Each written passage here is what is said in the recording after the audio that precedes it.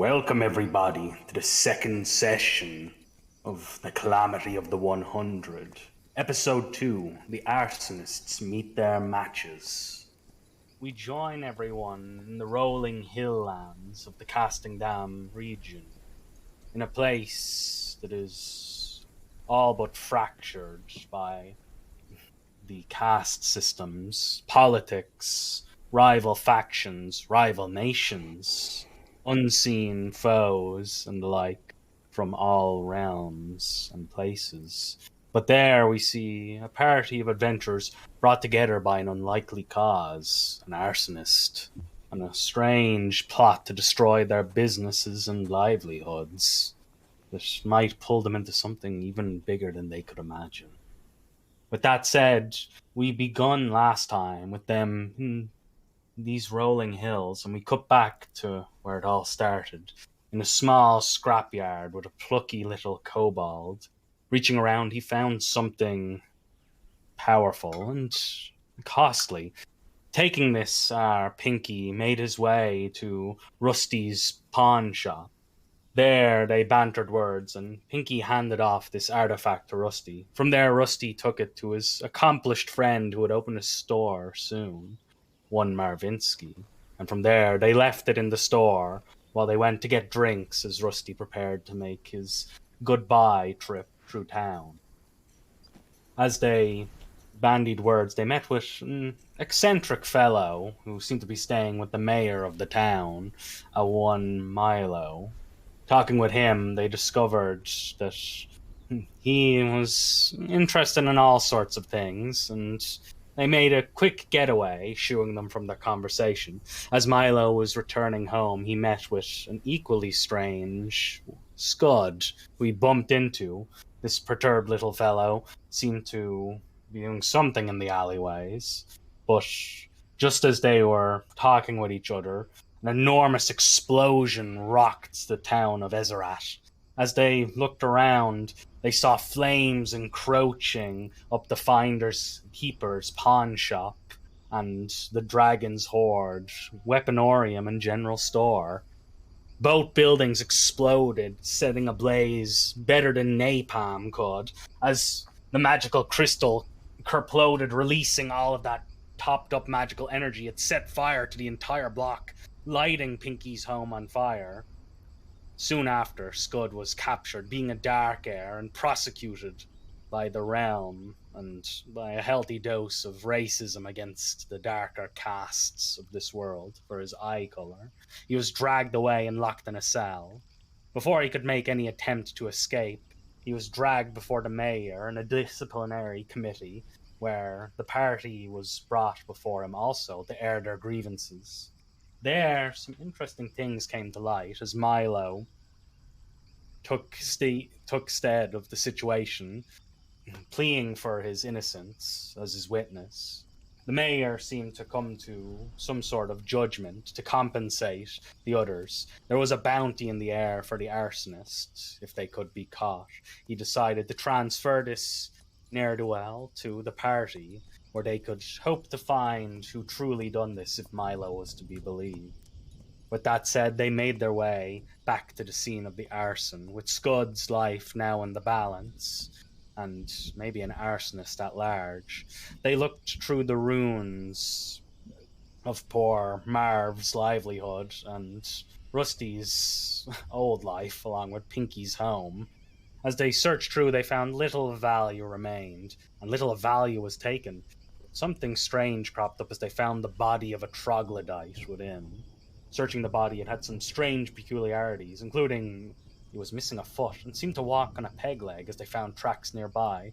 Questioning a kind old woman, they discovered that someone was indeed in the alleyway the night before, and it was not Marvinsky, as the old woman seemed to have thought. The times were too imperfect. Following these tracks, they made their way out of town, and searching the remains of the body after a priestess had checked them, they discovered it was indeed a troglodyte corpse. These things had been a problem in years previous, and following the trail, they made their way into the foothills.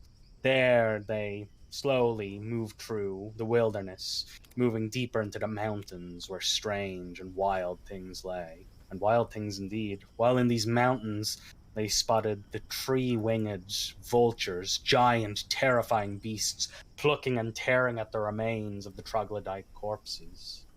As they managed a genius plan to sneak up on them, they startled them, shrieking with all their might at these birds, which managed, in startlement, to fly away. Coming forward, they discovered three bodies, or at least evidence of three bodies, yet only two remained. As they looked over, it seems someone had hacked off the leg of this turd and disappeared the corpse. Although this corpse still seemed to be moving around, it seemed. Following the tracks further, they found that from this murder site, after these corpses had been magically killed, the strange vultures had eaten from them. With the vultures returning, they followed the tracks that they were originally keeping on the trail with. There they found very much alive troglodytes, and not undead ones, or missing a leg. And that is where we return to. As the party looks up ahead of them, we see a troglodyte standing there, the salamander-like scales on them, and the strange hunch is undeniable. The smell is also musty at best, as Marv, with your better sense of smell than most of the party, you can smell it even here from downwind. As that place is gonna be stinky. As you look ahead, you see the flayed remnants of a banner, the image of almost like a skink printed in white across this frayed banner, flapping, and what seems to be runes deeper behind it, old runes too. Although it's hard to quite make out from about 1,000 feet away. Hey, Rusty. You see those runes? I mean, or banners, whatever those are. Yeah, barely. Yeah, like I said, looks like the same ones that were causing trouble with town about 10 years back. Milo, you're smart. Smarter than I. You recognize those runey things? Do I recognize ruins? Runes. Runes? Runes. Let me have a look at it, actually. It's down the ways. Are they close enough for me to read them? Peering at it, it appears to be heraldic. There is no really deeper meaning behind it, at least not that you can make out, not unless you read and spoke troglodyte. Is there anything about it that is it portraying something that looks familiar? Just appears to be a skink on the move, much like a unicorn might on a heraldic banner to a knight or something. As you peer at it, Rusty, can you make me a history check? Yes. It might bring some memories. 17. Yes. This is the exact same mark that you saw several years previous. You remember because some adventurer or blowhard sold memorabilia from it after he cut down a few of these guys. I remember that from last time. It seems to be some kind of heraldic portrayal, like a signifier of their clan, maybe. It's not really saying anything besides this is their territory. It's a skink, by the way. What is that? What? Little lizard. What is a skink? What's that thing that it's described as a skink being pulled? Is that what you said, Ita? I don't know what a skink is. A skink is a little lizard. It is like you, but very, very tiny. You should have just said baby Marv. All right, so we're going to go to the trial. No, that's completely different species, but yeah, I understand. So remember, when we're here, we need to get proof that these are the ones that actually cause the fires. We can't just go in there and, take care of them. So how are we going to approach this? Carefully, but do you think that one has already seen us? Judging by the fact that he's in a bit of a slouch and you see him scratch his ass a couple of seconds later, he doesn't seem to be very attentive to what's going on. He just seems to be lazily peering down into the other side of the valley. Judging by the people that we found earlier by the dwarven ruins, I think that maybe a spellcaster might be who we're specifically looking for, but I can't be sure. Milo, yes? Might I see your weapon? Yes, of course. And he shows you a longsword that has some heraldry of a place called. As I search my mind for a second, Terstadt. Oh, it is a wonderful weapon. However, I might have one that might better suit you for one of these situations. Might I take it for this battle? I'll replace it, of course, right now.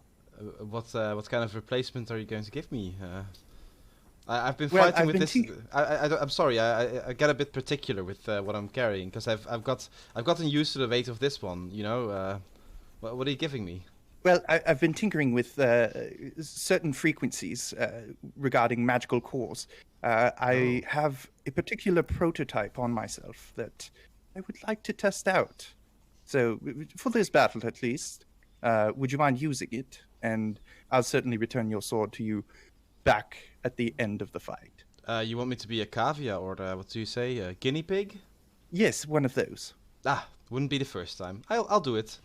As I take his sword, I pull out a small bag, and its mouth opens quite wide as I slide the sword in it and rummage around and pull out another long sword. And on this long sword, you see the blade itself is carved with a bunch of mathematical symbols all over the blade that seem to glow a little bit. And right by the hilt, you see an assortment of copper wires that are woven around the hilt and around the scabbard, and it holds a like a magitech gem that pulses slowly with like a faint blue light.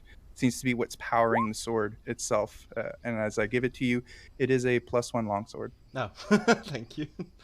Then he sort of like he slowly like edges his finger towards the wires. Can I touch Oh, it? it won't chop you. It won't? Yes. I take a half step back. And I touch it. It is Blasting very baby regular. Rusty exploded. Guinea pigs, eh? I understand your apprehension after what happened, you know. Was it today? I forget. Yesterday. Last night. Last night. Last night.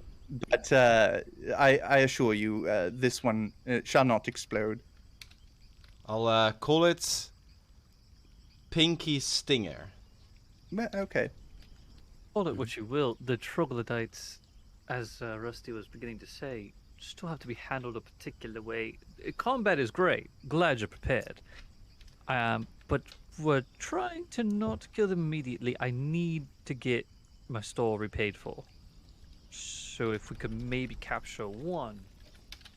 Non-lethal let him damage? speak, that'd be great. Yeah, hit on the back of the head. Well, it just seems to be that one guard out the front that's lounging about. Is there a way to get his attention and lure him away from the entrance, and we can, knock him out and then move in? I know he's a lookout, isn't he? Like, if he sees us, he's probably going to raise an alarm. Not if he sees a harmless goblin seeking food and shelter. Maybe he'll come and help you, Skud. If you'd like to put on a performance for us, we'll hide in the bushes. You can go up, being unsuspecting. I think he's more likely to just try and eat me. I'm not a fan of endangering Skud. We have not yet proved his innocence, even though I do believe he is. I've seen you move around, Marvinsky. You're quite quiet. Is there any way for you to maybe get close while we maybe get a slightly farther away, but in range of help if you need it? You know? As in- Looking for my sneaking skills, I am the best that there is. So, if you I mean, you are a giant lizard person. I don't mean to offend, but the way you move is also maybe Skulking around was one of my first fortes before I became a merchant. So feel free to let me lead the way if you guys would like to hide in wherever that would be a good spot. Maybe those trees would be wide enough for you. If you want, I can go ahead. I was just trying to give him more, friendly. Offer Scud his bait. How do I don't know how to word that. What time of day is it? And is it like sunny out, or is it a bit misty, foggy when you get hired close to the entrance? It's a perfectly sunny day. As you peer around, there's a few smatterings of clouds hanging lazily in the air. The only thing that seems different is, yeah, now that you are closer yourself too, and Marv pointed out, it does kind of stink a little bit. Like, It stinks. yeah, it is overpowering. It's quite musky. Ooh. Yeah, every time the wind shifts downwind of them, it is not the greatest smelling. It is, but it's blowing from the cave mouth down the hill. Yeah, the wind, whenever it funnels down the ravine towards you guys, you get a lungful of what smells like fetid cheese almost. By the passions of cheese, what is that smell? Smells like home. Is that them? Well, we're about 1,000 feet out, so let's all move closer as a group for now, because if someone does scout ahead and they get in trouble, then we're way too far away to help them, so... Yeah, we should be at least Like in a minute range. of running. Yeah, so... Maximum of 60 feet behind Marv. If anything, if he's spotted, they might think he's a troglodyte too, you know? So let's get as close as we can get without the need of having to roll a stealth check for now. If I can get close enough, I might be able to like make him go night night, put him to sleep. Oh? Yeah. I used to have I a got- trick that could do that. Yeah, my grab's that'll be risky if it has a vocal component. You'll have to be just far enough away that he doesn't hear her, but just close enough that it takes effect, which is Let's hope very it hard is to if do. If it works. True, that also. But you don't want the other people to hear. Let's get Does close. everything that Marv owned burn down? He's going to take his worldly possessions from his backpack, take out everything, and leave it in the bag. I'm going to try and store this under a rock so it doesn't all get disgusting if that place is that gross. And I'll come back to it after. I mean, you could put We it get in my back bag. and that rock is on fire, it'll be hilarious. Your bag can fit this bag? Because he holds it up off as it's like 2 feet wide. Yes, it's another one of my prototypes. It seems to hold quite a bit more than what it's supposed to. I'd like to see that if you don't mind. Here, I put his bag over yours. Just all these things that I want to get dirty, if you don't mind. Sure, I hold the bag underneath his bag. You can just drop it in. Is it does his mouth of the bag like get caught around the edges and just slowly eats it in? How does it look when he puts in a whole duffel No, bag? it's programmed so that the fibers around the opening of the mouth fit whatever, well, to a certain degree, whatever item is put within it. And to be clear, that's a bag holding? Yes. Yeah. Damn, As that's you look cool. over, now's your chance to go. As you see the troglodyte walk over and start taking a piss in the corner. Yeah, you make it about a good 500 feet towards it as you all stealthily run along the edge of the cliffside. As you get up to it, that's about as close as you get as you hunker behind some large rocks about half the size of a bungalow. As you peer around the corner again, Marv, you see it like come back looking slightly more relieved. You see it like kick at the dirt a few times and like draws a rough stick along the ground like it's drawing something in the dirt. You see like every now and again it looks back and like yells something backwards as you hear its weird croaking tongue. You can't really disseminate any of the words as it's incomprehensible at this distance. Thinking to himself, there's no sense in trying to mask my smell. Whatever this is going to overpower it. So, with rapier in hand and 2 daggers in his pocket, I'm going to look at his friends and he's just going to say, do you want me to take him out? I could... Just one? Just watch me? Just watch me. Can you do that? Can I trust you to watch me? I'll cover you. To be clear, how far away from it are we? 500 feet. If anyone's moving closer, it'll require a stealth check at this stage. Are you able to take him out with range? I'll follow you, Marv. 320 feet. That's Also, Skud, how sneaky are you? I'm a goblin. I'm pretty sneaky. What if you go with Marv, and then if You're Marv my can't backup take him plan. out with his initial strike, you do whatever it is to make him go night-night as a backup. Once he's Right, already wounded. we could potentially. try it. And Alright, then you and me the then. rest of us need to run up the second that they attack him.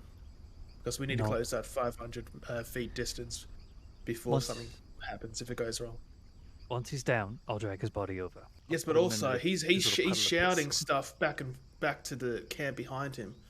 So if the camp behind him, you know, a bit of time goes past without hearing anything from this guy, then they're going to start, you know, thinking something's up. I'm gonna wave So you we on the need to moment he move on quick. drops. None of us can understand that language, so we can't fake it. Oh, do we have 10 that does minutes? create that a we can problem. spare? If we had Guys 24 wanna- hours, I could guys study wanna them. Take 10 minutes so I can make it so I can understand everything they're saying. Yeah, but it's gonna be me and Skud, right? We can knock this guy out, surely. I don't see a Yeah, better yeah, but opportunity. I'm saying, He's fiddling with a once stick. we're in there. Rusty, how Are we long? gonna have to sneak within 100 feet Alright. to even hear him? All right, go get him. Alright, so me and Scud are gonna go up. I think that's what we're gonna do. We'll stealth up. Yeah. So, yeah, as the rest of you watch, you begin to see them creep forward.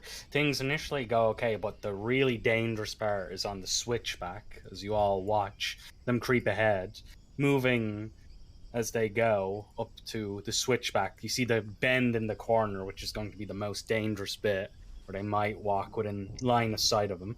As they sneak low, go ahead and both of you make me a stealth check as you begin to move the last bit Okay. to the switchback, as you begin to cross over to the most dangerous part of this little jaunt. Before you go, Marv, if you're okay with it, I'll also send Sheila with you, and he places his big tarantula on your shoulder. If it bites Scud me, rolled a 15. 15. if it bites me, all right. Oof, rolled a 10. Yeah. I think Sheila's tickling his back, and he's getting a little anxious. Yeah. As you guys clear the rest of the way up, Scud, as you move across, you see like some gravel shift, and as Marv follows, like slightly distracted by the spider, we see that the troglodyte looks just as he lurches forward onto the wall. As you look, as it is a tie with their passive perception, we see the troglodyte lean forward, Scud, to look. It seems to like look back and like in its weird croaking tongue, you hear it let out. As it sounds like it's saying something, and then you hear footsteps slapping on the stone as you hear dust being displaced as it begins moving forward. For the three of you hiding back behind your rock, it's coming to check them out. You might have seen something. Yeah, I'm looking through the eyes of Sheila. Fuck, He's, Pinky, Rusty, I think it sold them. Get ready to move. Yeah, Scud, Marv, you only have a couple seconds before it's about to round the corner, and it will for sure see you. Can I ready an action to cast sleep?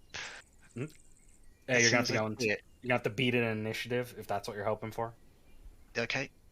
Yeah, and I've got Marv, rapier. is there anything you do? I've got a They just rapier draw your and weapons. daggers.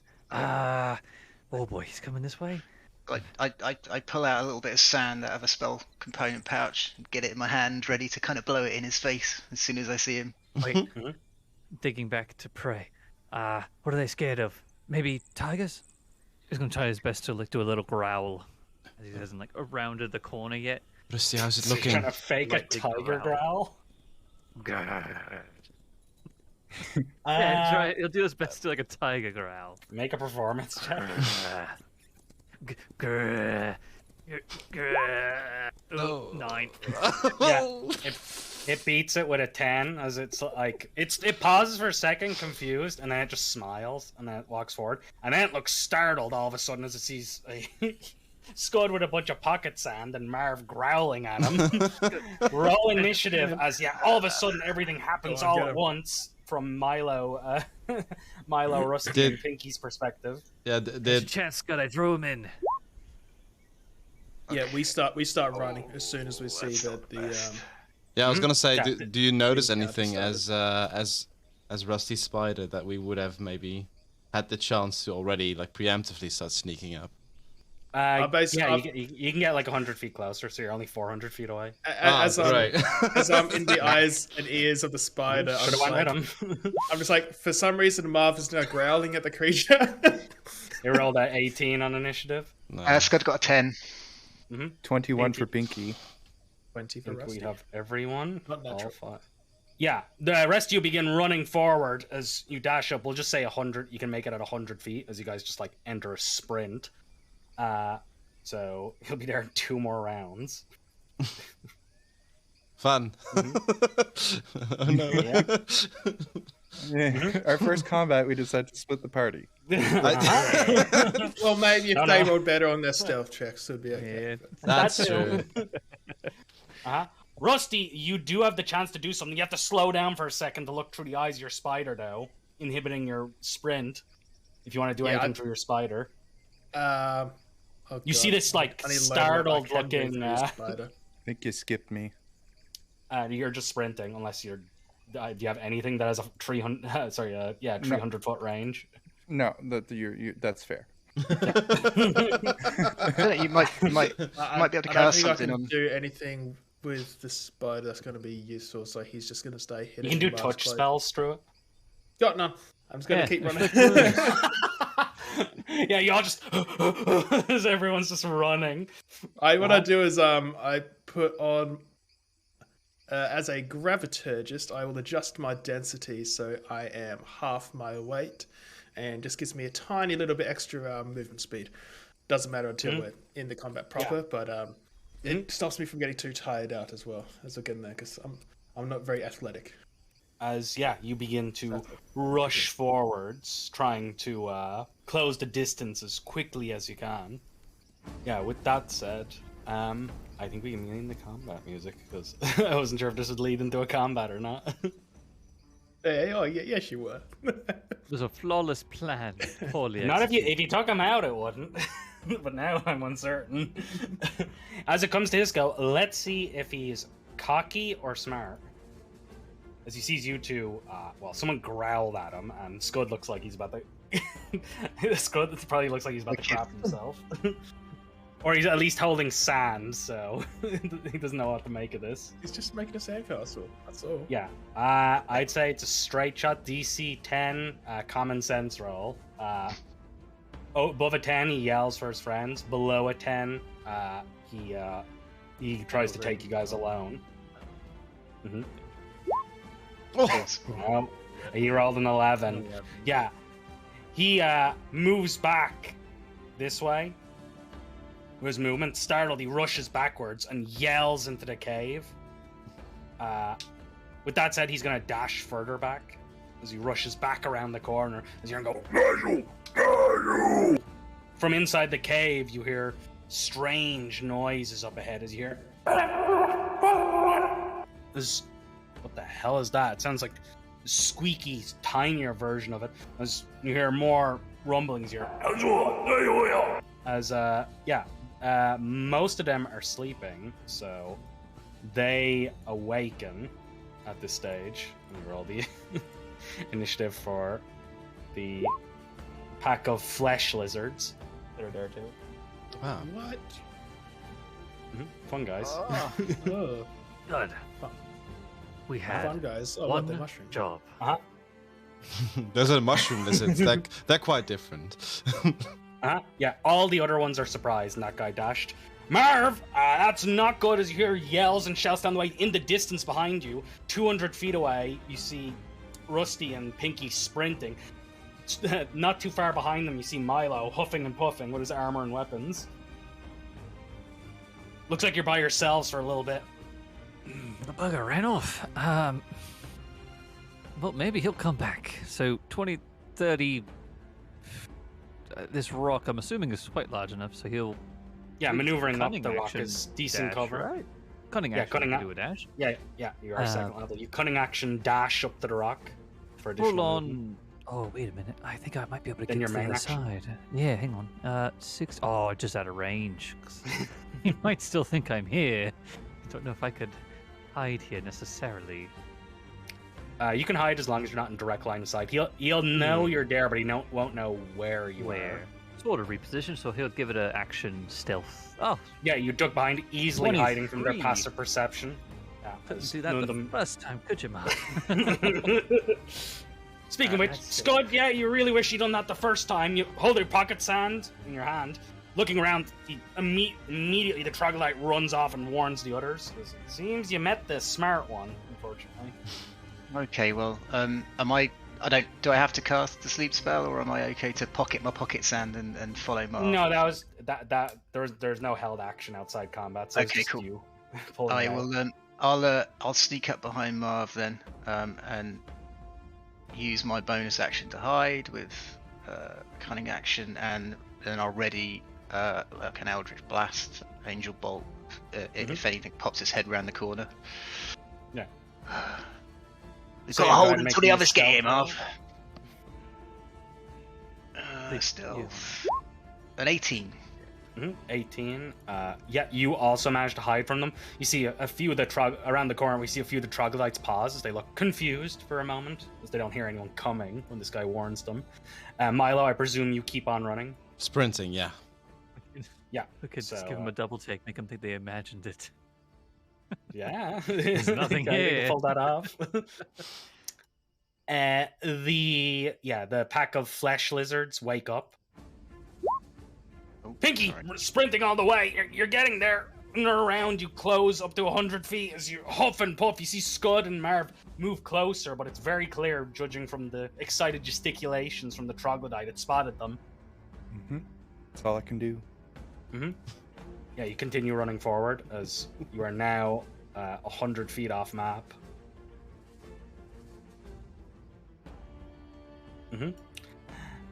Rusty, I presume the same.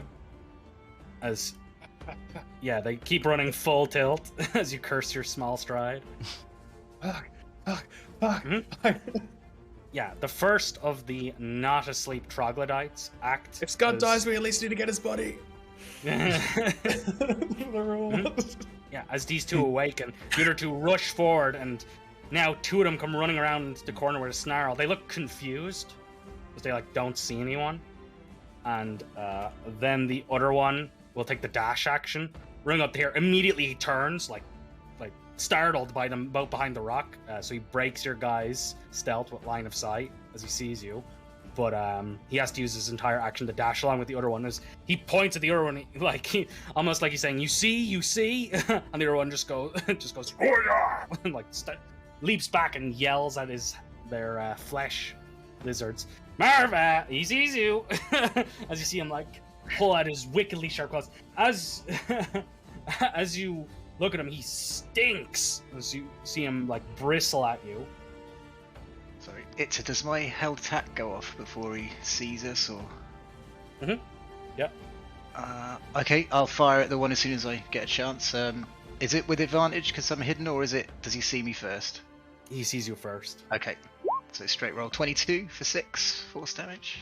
22 hits as it glances across him. He reels back, scales peeled off by the radiant damage. That is Scud's held action. Bavinsky, how do you respond? You see Skud causes him to startle for a moment, giving you an opportunity when he shoots him. No, this is perfect. He walks around, he's going to just lunge at the one he first sees. He's going to dig his heels into the wall and lunge forward and just strike at him with his rapier. Yeah, bounding off the wall, you thrust forward, following up his shot. Roll at 18. That hits. How do you kill him? Oh, I was going to just shove him off the place, but first I'm going to skewer his heart and then push with the rest of his hand and push him off the ledge. Yeah, you torpedo thrust through his heart and then just ram him off the cliff as the rest of you see a broken corpse topple over the ledge. I was going to say, how close are we? Does that almost land on us at this point? No, you're 100 feet from the here. Still on under, the switchback. I do have a little bit of extra movement, and I can make an offhand dagger, so I'll just try and come up to this one and just kind of slice at him. Yeah, you weakly slice just to distract him, if anything. So 20 to hit minus the 3, so just 2 damage. Just kind of glancing off him a little. Yeah, it just stumbles back and goes and just shudders as you peel open some of its scales for fun. Is this the one that growled at earlier? He'll growl again at the same one. Yeah, this is an offhand attack, so you can't add dex, just for clarity. Yeah, it's just 2 points. Yeah, just 2 points. Yeah, you might want to make an alternate just so people are confused. Oh, I do have Skud. an offhand one. That is. Yeah, following that up, Marv slices at it, distracting it, giving you an opportunity. You hear more yells and shouts and the yip of reptiles as you're them up in the ruins. I will kind of run out behind Marv and try and fire another bolt at the one that Marv's fighting with. So I'll raise up my hand and fire another bolt. So for 18, 7. Don't hit me with it. That hits as it blasts across it, sending it like stumbling. And then I'll run back here and bonus action hide again. Go on, Marv, get him! You cannot hide in the same spot. He knows you're there. Oh, okay. Yeah, you have to put a bit of ground between your old hiding spots. Just from anything else that comes then. Yeah, Milo, I think everyone in the other group are huffing and puffing, like feeling frustrated at staying so far back as they rush forward, unless there's anything you can do at that distance. No, I have hand axes. I can.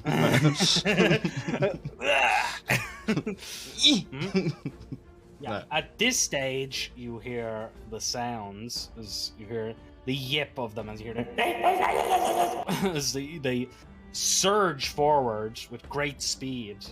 The flesh lizards come forward as they're quite quick on their heels as they shoot towards you guys.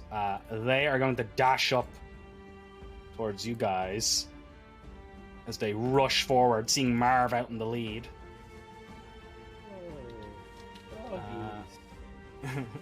Yeah, doggies. Yeah, they'll rush up onto your square, Marv, as they dash forward as a pack. The other one will move up to here and move to here. That is them as the flesh lizards rush up.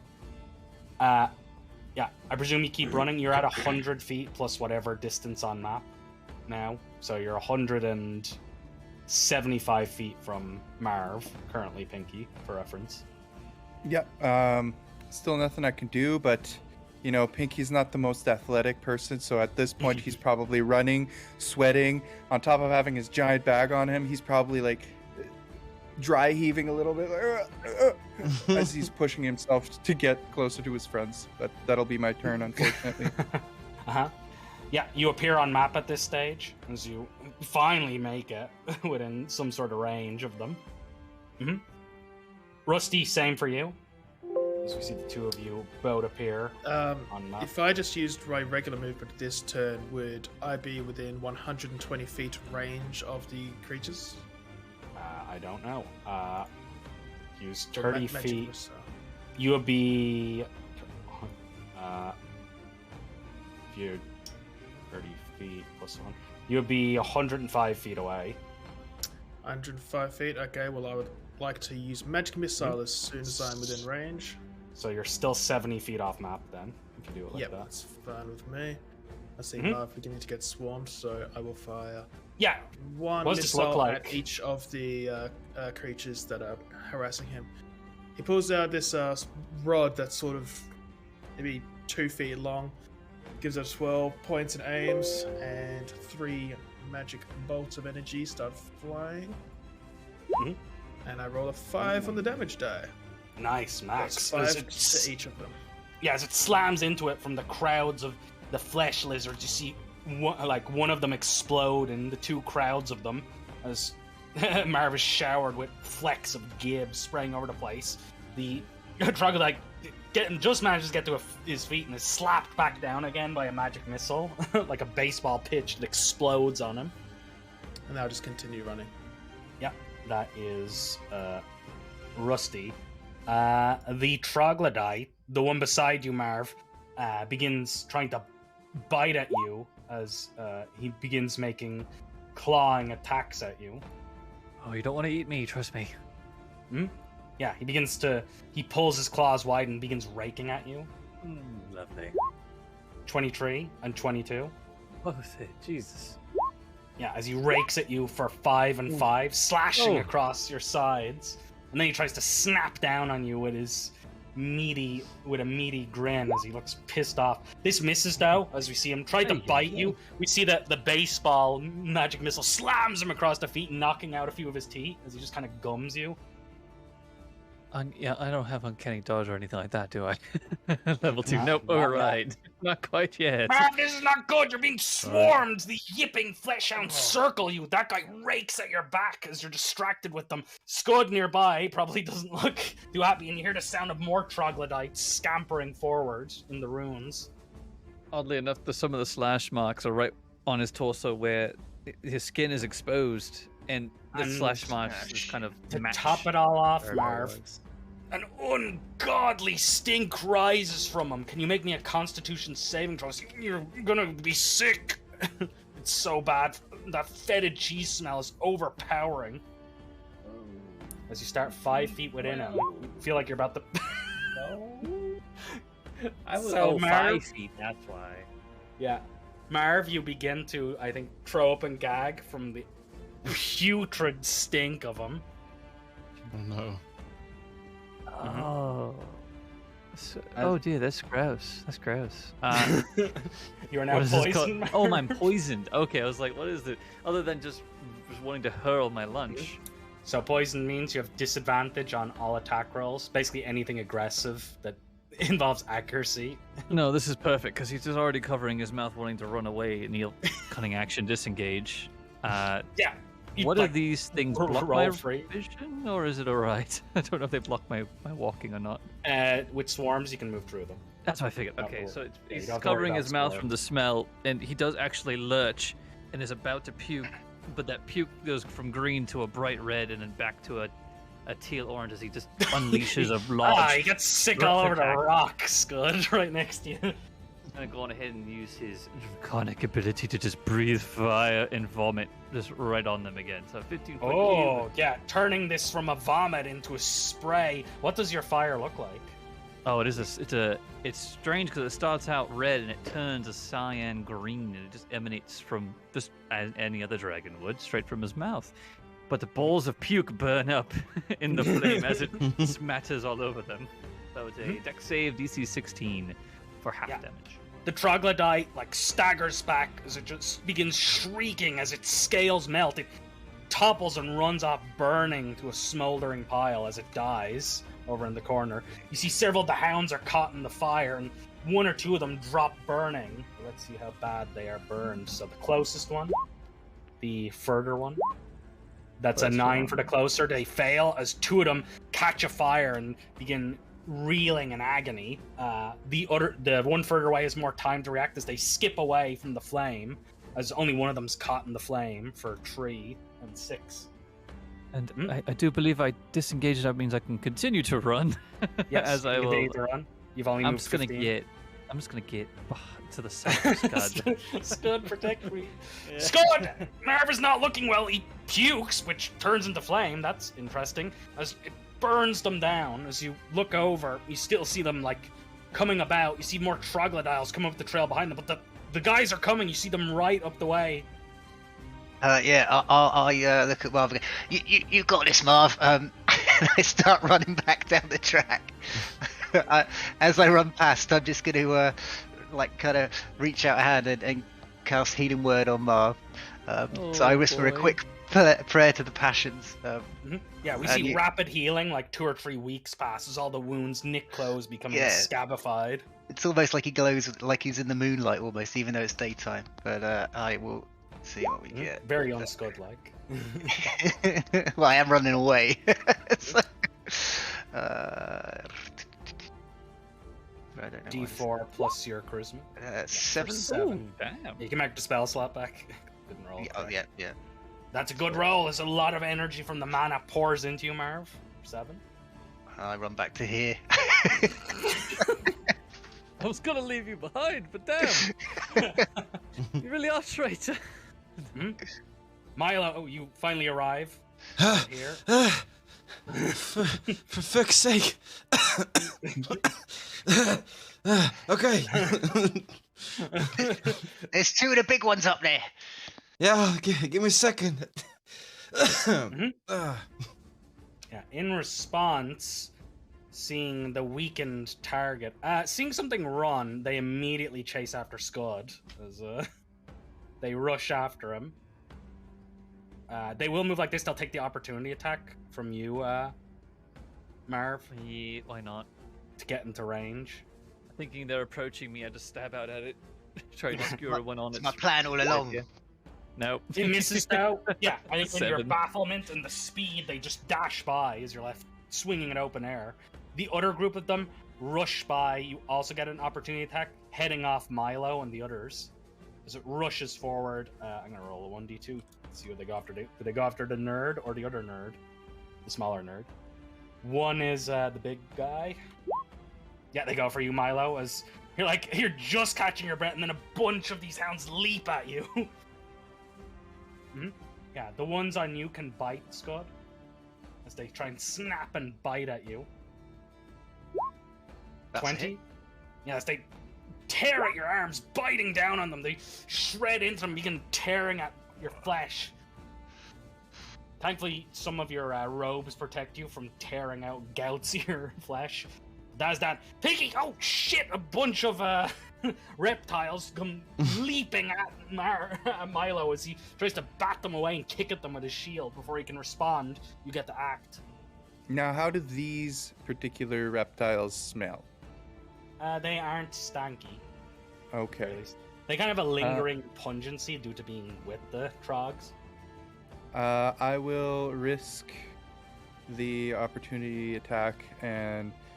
they have a reach of 0, so you can move past them freely as you step back. Splendid.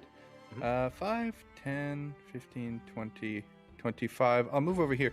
So seeing as swarms, I'm not particularly familiar with how attacking them is. Can I still attack them with a range attack? Even if they're on their square? Wonderful. I will cast a Ray of Frost as I lift my hand and shoot through my bracelet with the small thing. Ooh, natural 20. Yeah, how would you blast away 3 or 4 of them out of the dozen that are there? So yeah, as I lift up my my hand, my arm, you see the crystal on my wrist start glowing, and then it's like starts to fizzle out, and I kind of like smack it with my other hand, and then it fizzles even brighter and shoots a giant gout of cold ray at these. Yeah, you freeze 3 or 4 of them solid as I think Milo backhands them with his shield, shattering them to pieces before they can recover. I was aiming at the one near to Skud, not Milo. Okay. How dare you? Same thing. I think we see the ones biting onto Skud. He just like punches at them and they just shatter from their becoming so brittle. Rusty, you're nearly there, 70 feet away. As you see, that's a lot of reptiles. That ain't Pinky. There's a bit too many of them to be a Pinky. Yeah, as I'm 70 feet away, I think the only ones that I'd probably have vision on would be the ones around Milo's feet, and he's still you can see the ones on Skud. Yeah, but they're a bit harder. I'm just gonna continue running. Make it. I'll get there. Yeah, so 30 feet up to them, or are you dashing? Just full dash. I'm just gonna run. Sure. instead. So you're 10 feet. Well, I'll just put you on map. I'll be nice. Yeah. So yeah, you make it on map. You still have your bonus action and your free action. You are a wizard though, so they don't get many. I communicate to Sheila to just like jump off Marv and hide under some rocks. Yeah, it just skitters away and disappears under some rocks. That's it. That is Rusty. I've got no bonuses.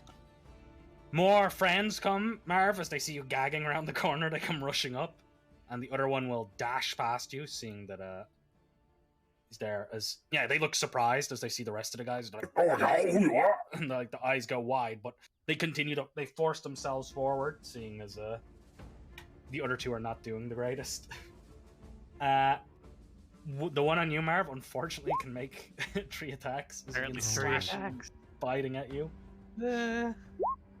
Misses. Oh, it misses. He tries to snap at you. You've seen this trick before as you shove his face aside. But he manages to claw at you. For 6 and 5. Oh, as he's he breaks standing down your clothes and shreds up into them. Thankfully, what gear you have on you just managed to save you from nicking one of your veins. 3 of the leather straps are all broken, but yeah, it's still holding on by a thread. Not the How do straps. you respond? You're about to faint. You're about to puke. Things are not going well. Down the way, you hear a raging battle from the others. So now this one stinks, but probably like a different kind of burnt You're cheese. immune to it now. Thankfully. I have to save, which I don't, so I'm still hating it. They just like every now and again. You know, much like Skud did, I'm gonna go ahead and disengage and just run past Skud. Try to go over to the hill. There are here. you can't run through enemies unless you're a halfling or two Oh. sizes smaller. But I Once they're in can your way. attempt Unless to you knock them slide. prone. I could attempt to slide down the hill, though. Can't I? Knock yourself out. He splits it open on a rock. Yeah. Heroic slide as he Dude, falls go for it. limp to the ground. 15 there, disengaging Go from for this it. troglodyte. Yeah, I don't want yeah. to smell burnt cheese. Looking at poor Skud. Look, I give him the eyeball like, you fucking left me. Oh, I have an action. Scud's a bit busy going, ah! As he's being torn apart by reptiles. I have an action. I'm going to kind of cartoon style my way. So he's going to drop down to his chest, arms on the ledge, and slowly work his body down this ledge to cautiously take himself down. Yeah, he just needs a full action to climb down. Basically, yeah, to get down this ledge right here. That's my full movement. Yeah, because you're gagging, anything, just make an acrobatics roll. On a 1 or 2, you fail. Oh, okay. I'm just I think like- acrobatics is not too bad for me, thankfully. That's Arcana and acrobatic. Here it is. 13. Okay. Yeah, not too no bad. problem. You scrabble down slowly, let gently. Man, Rusty, he looks like shit, and it's only been like 30 seconds. I've got my elbows on the Gagging, ledge. I've got my elbows on the ledge. I'm looking between the troglodyte's legs up to Skud and say, "You can get yourself out of this." But thanks for healing me. It drops down. Yeah, it lowers I do down. remember that. I do remember the healing right now. Scud, that is a good suggestion. How the hell are you gonna get out of this as they tear at your flesh? You see the I'm- troglodyte smile at you as he sees Marv retreating. Milo's dealing with the others. I'm gonna grin back at Marvinsky, and then I'll kind of do a little roll or something and duck under the trog, and I'll use my bonus action to disengage as well, and then sort of run back down the hill. Tag team disengaging. Yeah, behind all these guys. Best class. Don't bring them and down then, here. and then for my action, I kind of like bang my little walking stick on the floor, and you hear a little prayer to the passion. And I go, don't want you to protect these guys, and again a little bit of like kind of raise of moonlight kind of shower out from it, and I'm going to cast bless on Milo, me, and Marv. Thank you. I'm a need. Marv blessed. Milo, Marv, and yourself. Yes. Yeah. Ah, Yeah, as you see this aura of light radiate over all of you. You got this. That's my go. Passions of warfare That shine is- upon me. Milo, you got your own problem to deal with. As yipping little raptors try and take nips out of you, so they try and bite at your legs. Before they can respond, though, you get to act. Can I sidestep them and like get next to them without them attacking me, or is that because I haven't reached 0 that they're in my They've space? reached 0. Yeah, they'll be able to opportunity attack you if you even move out of your space. Do I do get to shove them though, right? I can shove them. If you want to trade out one of your attacks, yes. Yes, I will try to shove them off of this cliff. As I take my shield and sort of like try to yeet them away from me. Those against the ground to shove them all off. Plus a d4, I believe. For bless? Yeah. Not with blessed, it's a Fine. 15. Yeah, it's a contested strength or dex check to avoid the shove. They fail, as you see several of them scrabble and fall off the cliff. As they fall 15 feet down, a few of them smash into the ground. There are a bunch of them, so they are resistant to the fall damage. As a few of them fall on their compatriots, squashing them as they take a d6 of damage. They are immune to being prone, so they take 5 as a few of them crash down, taking 2 damage as they are resistant. Yeah, if they fall down behind you, they're now 15 feet behind you. As they have to like go up one of the switchbacks to get back up again. That's fine, they can make it. Yep. Okay. What else do you do, movement and bonus action wise? I move here and I'll burn an action surge actually. Mhm. The Yeah, you push trog, yourself. yeah, the trog has been causing trouble, right? I'll try to attack him. He's a big causing trouble. Yeah, I'll attack him two-handed though. As I use my shield to shove them away, I left it there, and I rush up with my longsword two-handed. I That misses as the Okay. shears down into the ground, spraying up dirt. Oh wait, bless is only once a turn or no? Whenever. every- No, it's every- whenever. Yeah, every Yeah. roll. So that's 14. No, it isn't. no, That's it a isn't. +1. Yeah, from the pinkies thing. That's another +1. That hits as you shear alright. down into it, stumbles back, 14. lurching and pain. 12. Mhm. Yeah. Or 12. Yeah, it eyes you angrily with the huge split and blood pouring down its chest. Mm-hmm. That is Milo's gone, unless there's any bonus actions. Why is it a 14? No, it's Total 14. Yeah, sorry. Good. Gotcha. Mhm. Eh, Yeah. I don't have any bonus actions. That's my go. And you're back in the same spot again as the raptors come rushing up behind you.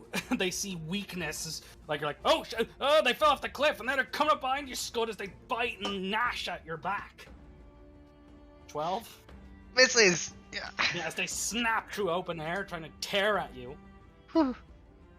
Get off! The ones over here see their master in peril and rush at Milo as they try and bite at him. Yeah, it's 18. Yeah, as they tear at your legs and sides, gnashing into you. Your armor manages to protect it, but the bite still, you can still feel it with your armor for 6. That is the flesh lizards. Piggy, these things are mean. As you look behind you, see Skud cry out as they come up behind him. At the same time, Milo is being attacked from the side as the last Troglodyte rushes forward. I will run up behind Milo, and as I point my head towards the sky, I will emanate a draconic cry. This is new from the Mordenkainen's multiverse.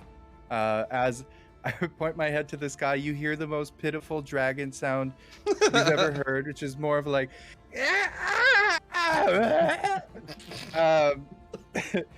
and I will... so that's my action.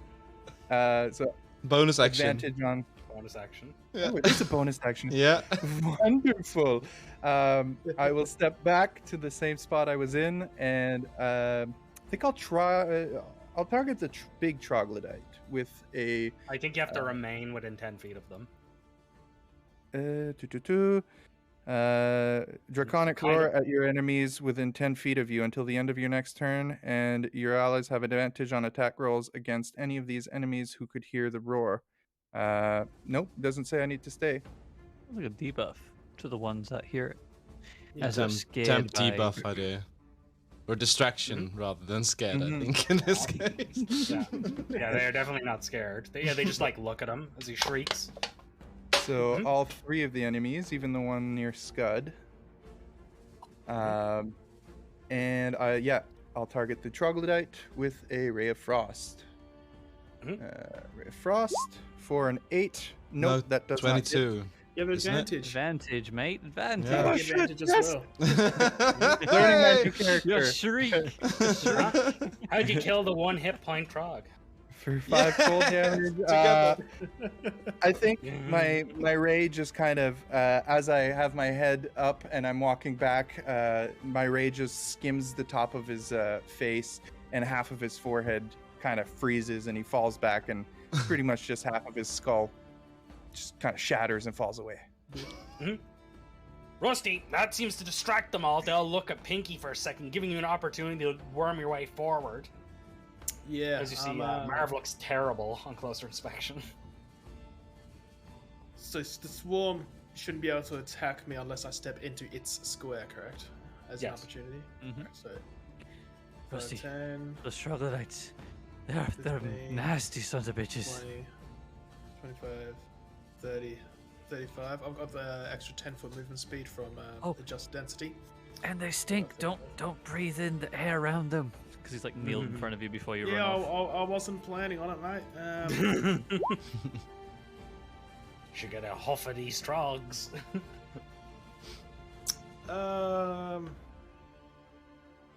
These ones are already wounded, so I'll watch your feet, Milo, and I'll try to firebolt the ones harassing Milo.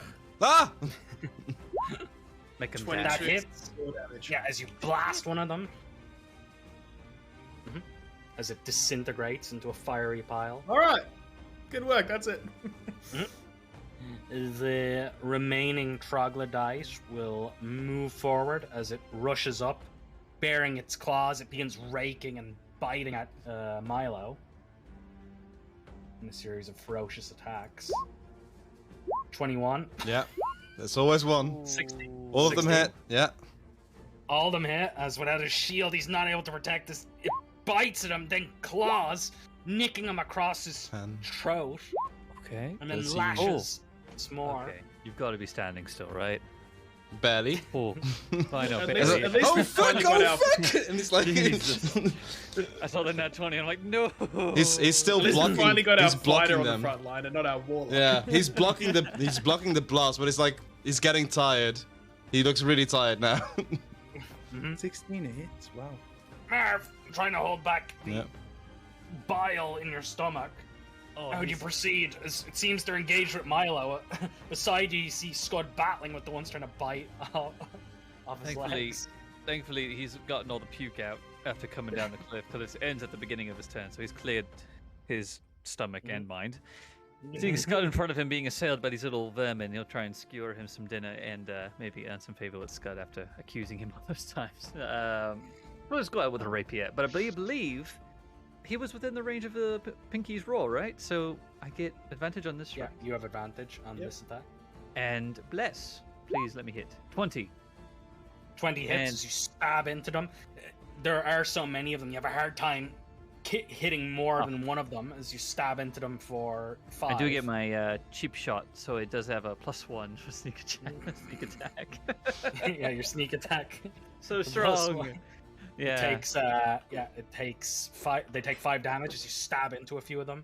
Okay, I get at least one on there, and offhand dagger. Try and get one more just for like a snack. For 9 to hit, I just Advantage still. Right? it's still advantage. So 19 minus the cheap shot. I gotta remember to untick these things. And your +4, Funny.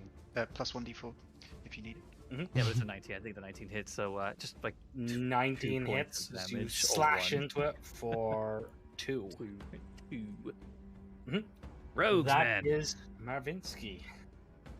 Also, just yeah. sidestep away from them. Skud, that's appreciated as he seems to distract them along with Pinky shrieking. Hopefully it's enough. You have to still deal with 5 or 6 of them.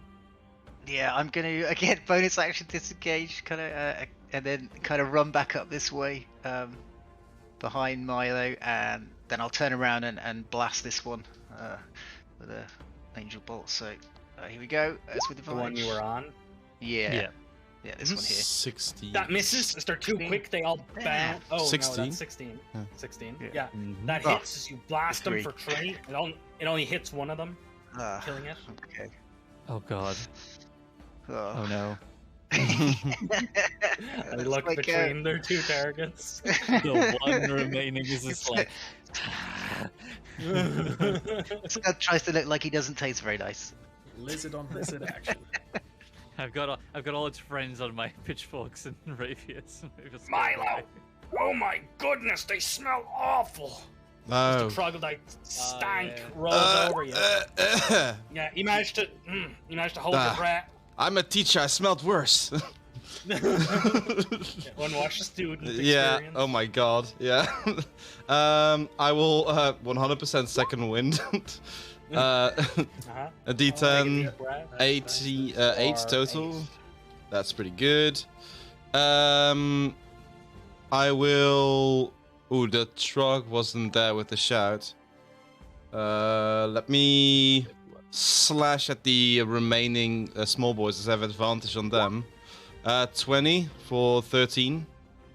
That hits as you cleave down into them, bisecting one of them, but they are resistant, taking only 6. Even if it's magical damage. Especially if it's magical. But Oh, there's multiple. It doesn't matter if there's magic. Ah, that's a shame. Yeah, they are Um, resistant to all types. Poisoning, piercing, and slashing. I am level 2. I doesn't don't have have the any non-magical bonus actions stuff. besides. Oh, I already used my bonus action. No, that's it. That is Milo as he cleaves down into a few of them. From there, they respond to the ones on Milo trying to bite at him when they see a moment of weakness in between his swing. They miss as they also... No weakness here! Huh? What is their weakness with Marvinsky or Skud? They eye between their two weakened prey. Intimidating as possible with all of its friends on my rapier and try and scare it away. 1 is Skud, 2 is Marv. One. Yes!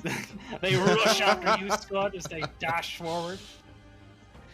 Like the hounds of hell, they leap at you, trying to tear you asunder. Always picking on the little one. They're little too. 11 as they snap at open air. You manage to dodge away from them, throwing your cloak up in their faces as you move away. Pinky, your roar wears off. Yes. Mm-hmm. It's actually the end of Get this back to turn, so 40. Pinky still has advantage on his attack. Oh. Well. Yeah, I'll target the one herring Skud with a Ray of Frost. For 15 for 5 points of cold damage. Yeah, as you launch a ray down at them. Same ones, Scud's ones? Yep. Yeah, you see 2 of them freeze solid, leaving only 1 remaining. That is yep, that's your my main turn. action, Pinky. Yeah, no bonus. Nope. Come on, Graviturgist. Save Milo. Rusty, looking over, Milo is looking a bit better as he takes a deep breath. You can see him like shudder as that stink rolls over him. You can smell it from here. It's quite pungent. Ooh, so many options. I think both swarms are pretty darn close to dead, so I think I'm going to use Magic Missile and try to ensure I hit. So 1 on each swarm and then 1 on the Trog for Magic Missile. 5 That of hits as damage they there. explode over them. That kills the boat of the swarms as it hits the remaining ones, killing them. The Trog reels That's what I back. was hoping for. Mhm. And Anything else, Rusty? then, yeah, I'm going to just make sure I didn't become his target, so I'm gonna back the fuck up. Mhm. That's it. Yeah, he will dash and leap at Rusty, snarling. at him. I will As he opportunity bounds over attack. the edge. He'll take it. I was gonna say, take some damage. on the 20. base for that. Ooh. No, he's no longer roared at him. That's a so shame. He leaps down, bounding at him. Does he take 4 damage at least? He jumps on top of you, so make a dex save as he tries to land on top of you. If you DC's 15, if you fail, he lands on you, and you both split the fall damage. That'll be a big old 5. Yeah, he lands on you, smashes into you as you take a d6 each. So you take one. 1 damage each. Oh, I thought we were rolling each. I'll take the 1. He was a squishy Trog. No, he split it in half from what he got. Yeah, you're both prone now as he just begins raking and trying to cover you like he's some type of snake. So they stink! Yeah, both of you are on the ground as he rakes and claws at you. 19. Wait, so you guys to do that and then attack? Oh, goodness. Yeah. Alright. For 6 as he bites at your ankle as he's like bites onto it like a rabid dog. Sure. That is Wait, the is he frog. still prone? Yes, he's still prone. He Would doesn't he have a enough movement to get disadvantage up. then? Ah. It's cancelled out by you being prone. Oh, Yeah, I'm it's a also straight- prone. straight yeah, roll, that straight makes roll. sense. Yeah, you're just in a pile and he just bites you on the ankle as you're like, ah!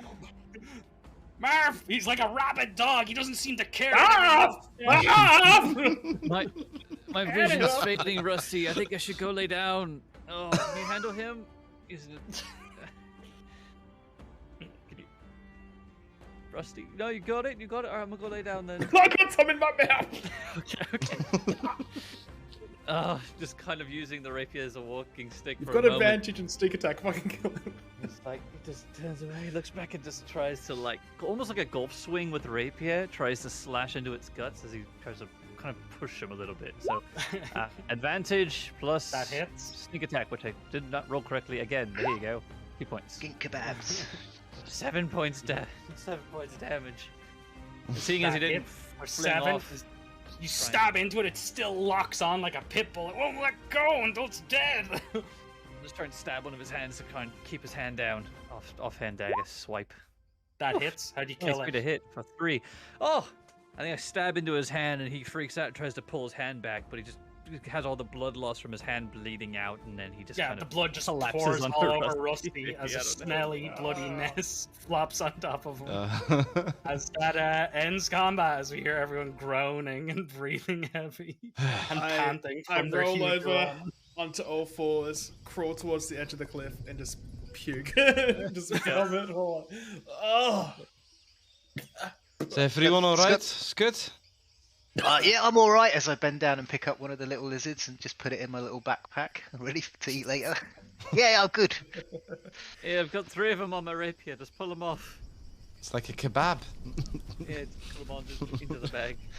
Thought you were meant to be sneaky, Marv. What was that? Give Oh, us away. No, they had to have been you, Skud. I was silent. What are you talking about? He's gonna close his eyes. He's obviously lying, but to himself, he feels like he's telling the truth. Well, there might be more of them in there. Tap Yeah. myself on my shoulder with my rod, and Sheila's back with me. I was about to say, I think your spider might be dead. I'm so sorry, It's- Rusty. No, she's here. I might have squished it in there. Oh, that's terrific. I'm glad your spider's alive. Dismissively. So I'm taking they didn't want to talk? I can't understand them. Milo. I think we'll go to our first break on that. Yeah. Notice everyone. That was good. Like everyone does not seem happy.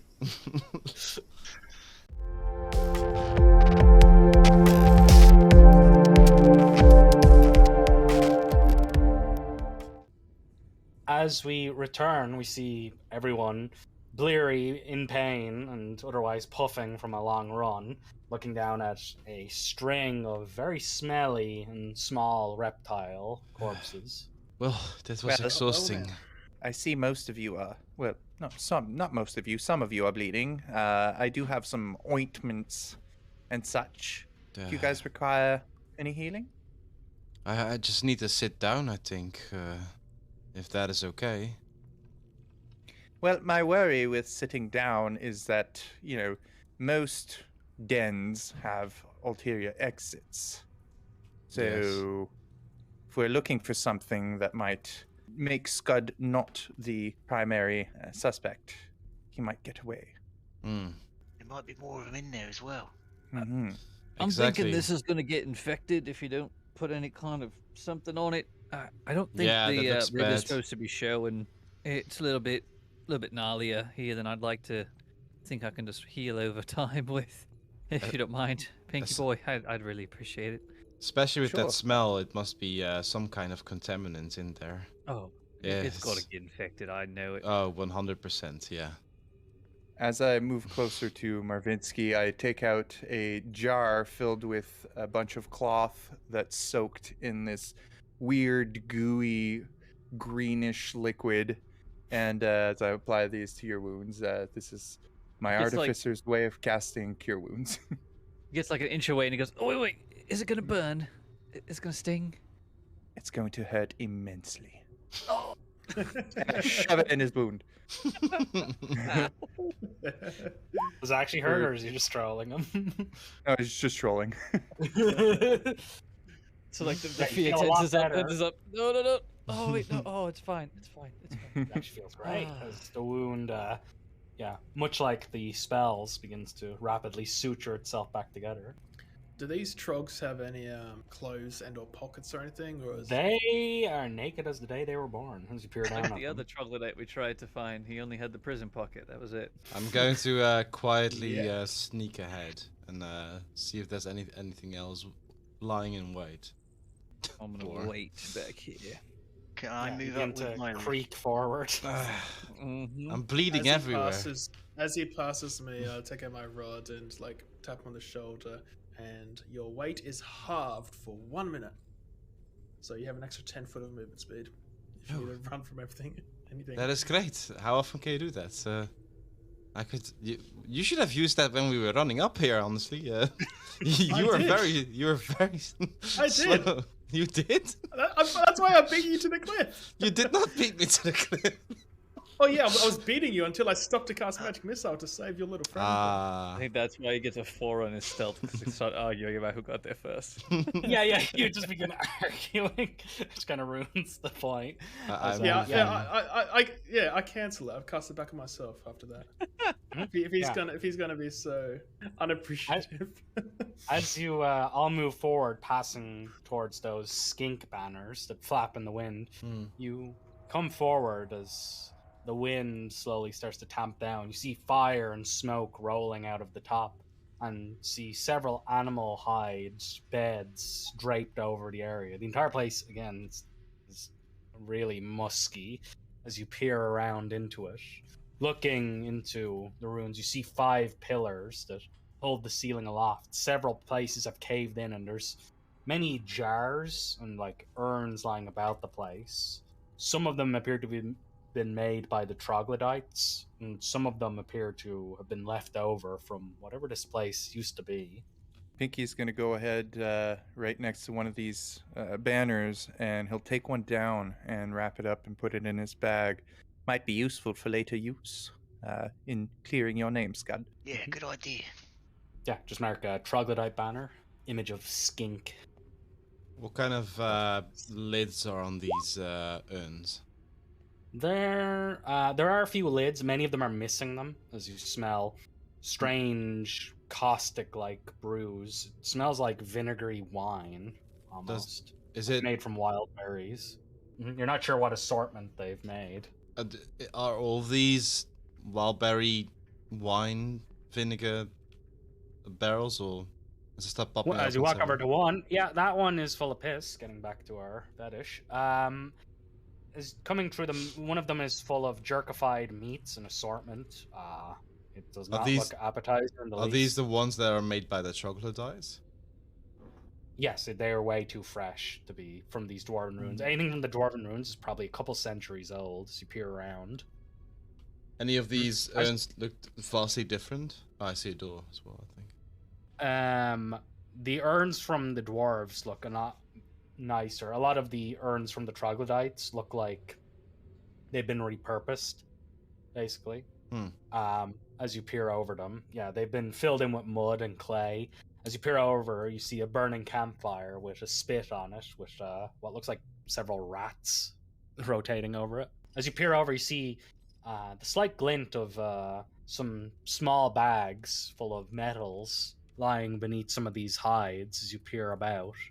Counting the bedrolls, and might not give you an accurate count, but you count at least a half dozen, slightly more of them. There are some that are missing. Pinky's going to go through every bedroll, trying to find if they have any trinkets or maybe spell components, something that might show existence of maybe a spellcaster within their midst. Going through them, you find the following gold in these rough-hewn pouches made from the furs of probably rats, cats, rodents, and maybe some elk skin. You find a total of 59 silver pieces and 10 gold.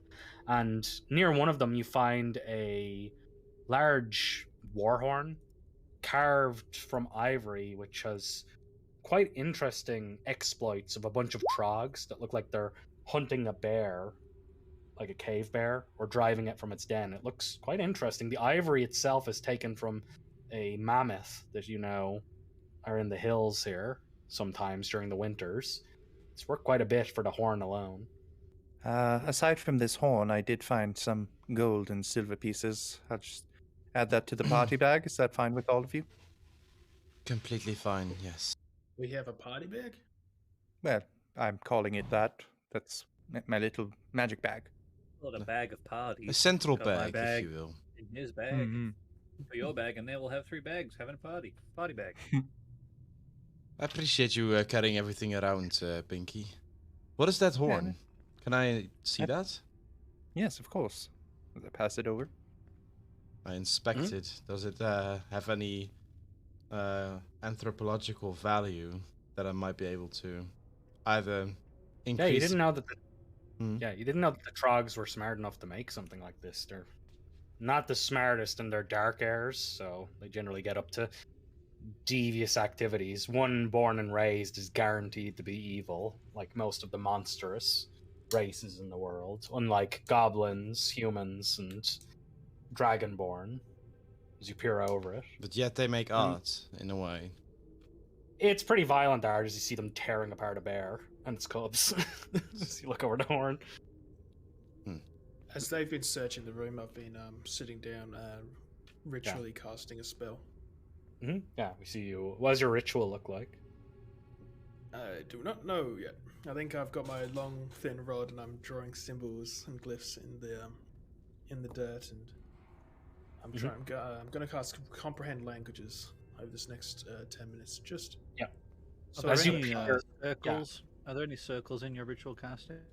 Like I assume so. Mom's going to really quickly try and just add an extra line, and between two of the circles. I rat the back of your knuckles with my rod. No, you'll break this. You'll break the spell. I need to start again. Yeah, everyone mark an inspiration so far for a good roleplay. Scud's going to head over to the fire where the lizards are cooking and take over. Rat. They smell real good. The rats, they don't eat their own pets. Yeah. Well, the rats then, yeah, even better. What you cooking, Skud? Oh, good tasty rat. These are a nice fat one here. Yeah, You they can have have that jungle one, mate. rats here, Skud. Shouldn't be too long. They're not jungle rats, but it reminds you as such. Pull some As you herbs look out of between this. them, you see two doors made of the old dwarven stone. They're very rough and are in poor condition. There's many cracks running out them, but they appear to be working. The hinges appear to be brass, so they haven't rusted, as best as you can guess. I'll put my ear up to one of the doors, see if I can't hear anything. Yeah, go ahead and make a perception check. 21.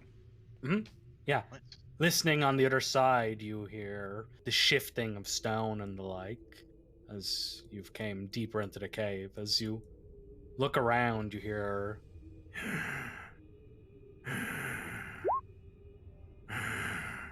something with a deep chest breathing. It's quite quiet though. You barely pick it out from the background noise. Sounds like Move over to- snoring. Could be snoring, could be someone trying to be quiet. You're not sure which. There's a deep breathing coming from behind that door over there. Does it sound like snoring? As I sort of like give a hand signal to the rest, like to be quieter, as I point to the door. More like just somebody who's been running a lot, you know, like Did you something like that. Did you So say you also heard stone moving and stuff? Yes, I also said that.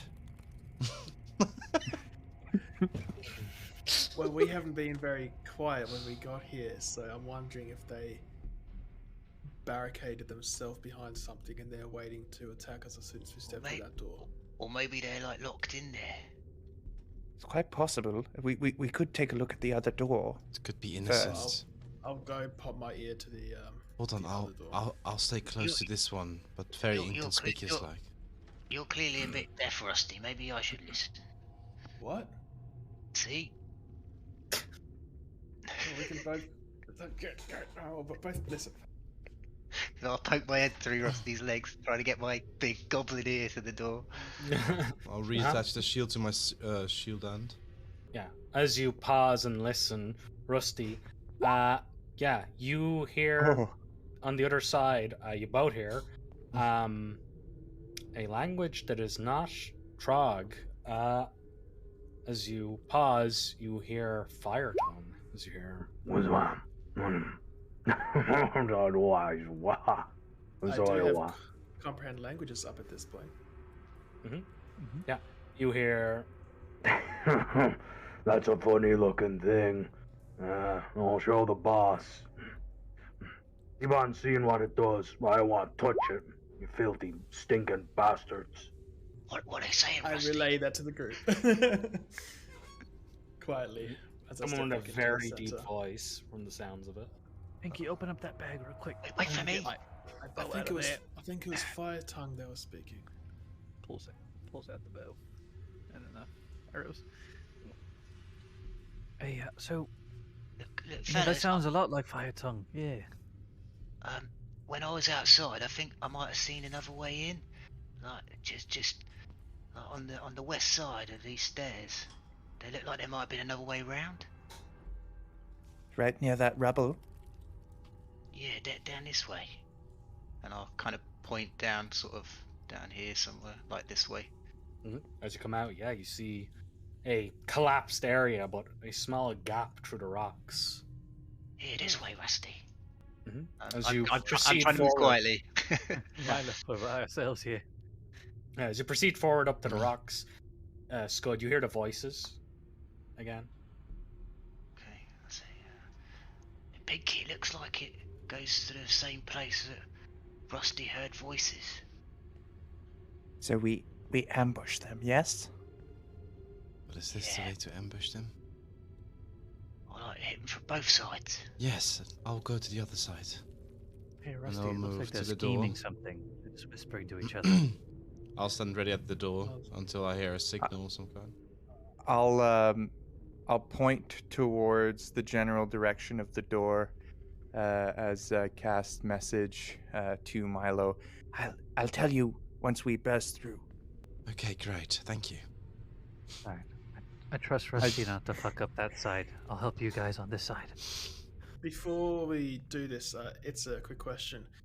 The door in front of us, does it look like there's a gap at the bottom of it that a spider could crawl under? As you peer at the door, it was dwarven made, so it's well made, but there are cracks in it. Go ahead and make me a perception check as you eye up the door. Just to see if Sheila could do a bit of a... Yes, you find a small crack or a piece that's cracked. As you press on it, you feel it come free, allowing for enough space for Sheila to clamber through. I'll roll a quick stealth check for her.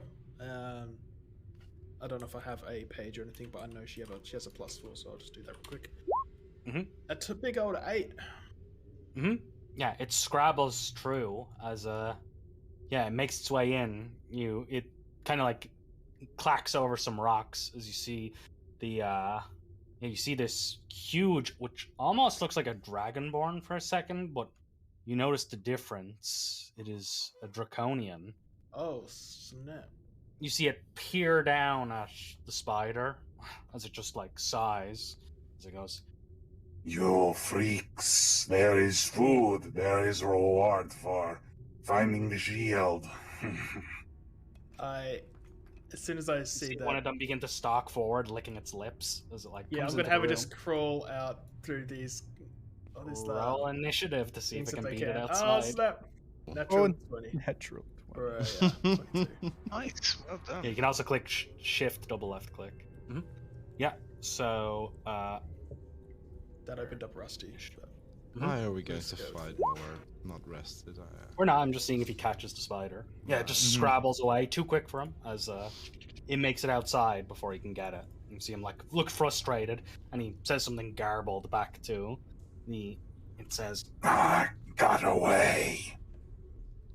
Well, stop looking at it, you stupid fool, and get back over to that thing. I don't like the faces it's making. as it subserviently stalks back. Okay, There's I 3 of will- us. Rusty, what are they whispering about? They're looking at something. They found something. I don't know if it's an artifact or whatever, but they are not immediately on the other side of this door. They're up in a further chamber. They So do I not was know we are trying to- here? So not at this point, no. But this door and where they're going in from isn't going to ambush them. So we should just all go through here quietly because they're in a secondary chamber up through the room. Okay. Hey guys, I know. there seems to be 3 of them. We heard 3 voices. With yes, the that is 3? correct. Okay. There's, Um, guys, also real quick, this door had other ones behind it. Maybe we can wedge it shut. They can't come through here. Maybe block off this door. Oh, is there anything you can make, Pinky, that potentially could lock it down? Like a wedge? I see a It's- wooden log right here. It's possible. They are dwarven doors, it will not help with wood. It will break it. They are heavy stone. Does there seem to be like a doorknob or door handle of sorts? There's like a ring made of like brass. It looks like a knocker, but you can use the pull and push on the door. It is a Fuck. push or and pull. It's like a It's saloon push or door. pull, yeah. Mm-hmm. It is a saloon Without door. making Yeah, too the much hinges are in the noise. middle of the thing. Okay. So I can't really do much. I could perhaps craft something with my alchemist supplies to seize the door hinges, but that might take me a bit of time, and I don't think we have that. Yeah, you're right. Sorry, I thought it was like a simple thing. Me too. Let's not risk alerting anyone on that side. Let's just pick aside and go. And to Marla's point, that thing looks very scary. I've never seen one before, but it was big and it was draconic and it was scaled. And What? yeah, I don't know if you guys want to rest first, but Does that ring any bells? Yeah. Maybe some. Pinky and Marv can make me nature rolls with advantage, or history rolls, Dragon. whichever you're proficient with. Oh well, I'll take history. Huh? 24. Yeah. Draconians are spawned from a clutch of dragon's eggs, where they can, instead of mating, they can lay eggs and corrupt them to make warriors that are needed. Usually, a dozen of them spawn from one egg. It's how the Warlord Empire keeps fighting for centuries. Many dragons can just make armies if they have no moral, if they have no like moral guiding framework to do so. They seem to be fierce warriors, derived from dragons, actually. I don't think we should face one of these with party members injured as such as you are. I do have one more bit of healing in me. Either that or we should rest. But maybe if we do rest, maybe somebody keeps an eye on the door or an ear to the door. Make sure that they remain. I mean, we've got the strength. I mean, if we just take a moment. Yeah. What is? But we've got to watch these doors. Yeah, there's no way they're not going to just crawl in here. How does the other door open? Is that also a saloon door? Yeah, they're built the same. They're not saloon doors, it's just the hinges kind of in the middle of them. Yeah, but I mean, like they go both ways. Yeah. Mm-hmm. If we have two people stationed at both, and you hold down on the handle, you will block the way with your body, and the other way you can hold back if something happens, if they manage to try to get out. I can tell you right now, I would be useless at that. I am. I can do it. My weight alone will be an easy way of doing this. Marvinsky, you are quite big. Maybe you take the other one. I might be big, but I'm not strong. I'm better at doing cartwheels than I am holding things shut. But I can put my weight against the door, yeah.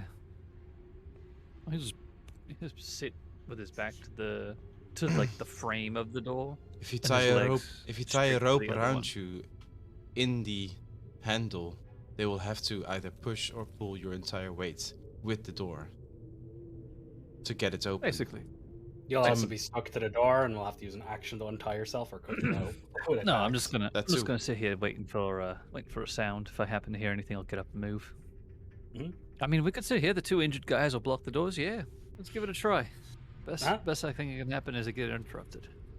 Okay, I'll go sit, and I'll actually tie the rope around my waist. So it's my weight and my strength that's holding. Sure. You're back tied to the door. The hand Oh, to don't. the handle only, though. This is But the- not a You're good tied to the door. I ain't doing that. I'm just gonna sit in front of the door. Yeah, so you all begin a short rest. The next 20 minutes go by, as I imagine Skud has a taste of the local delicacies. The rest of you try to make yourselves comfy in this drafty, smelly-ass troglodyte camp. Rats are take done, the- fellas. Tuck in. Paranoid. I'll go around and take up the hide sleeping bag thingies. Throw those in the bag. Yeah, they are worth nothing. People actually pay you not to give them to them. They're so But they might smelly. be useful for crafting something. Sure. You will To their craft a hide. very smelly item. They can be prestidigitated. Yeah. Maybe prestidigitate him for a few hours. You think this is Pinky's first time? Of salvaging smelly blankets. I mostly just want the leather. 20 minutes pass, and then you all hear a noise. On the other side, Milo, you hear Poison that. No one else while. as you hear footsteps on the other side of the door. I wave over Rusty, Skud, and Pinky. His voice on the other side. So they're moving. Yes. As he says that, you feel as something shoves on the other side of the door, as you're like sent staggering forward. On the other side of the door, you hear Rusty, you hear. Close door. Just go around it, you idiots.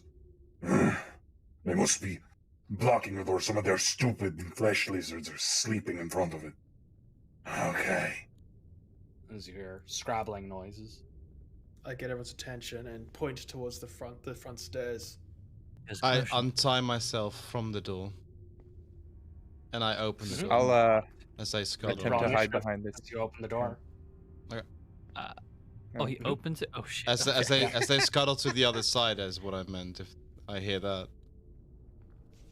Sure. How would you know their exact position? I don't, but I'll wait like a second. It takes an action to untie myself, so it's at least 6 seconds for them to move.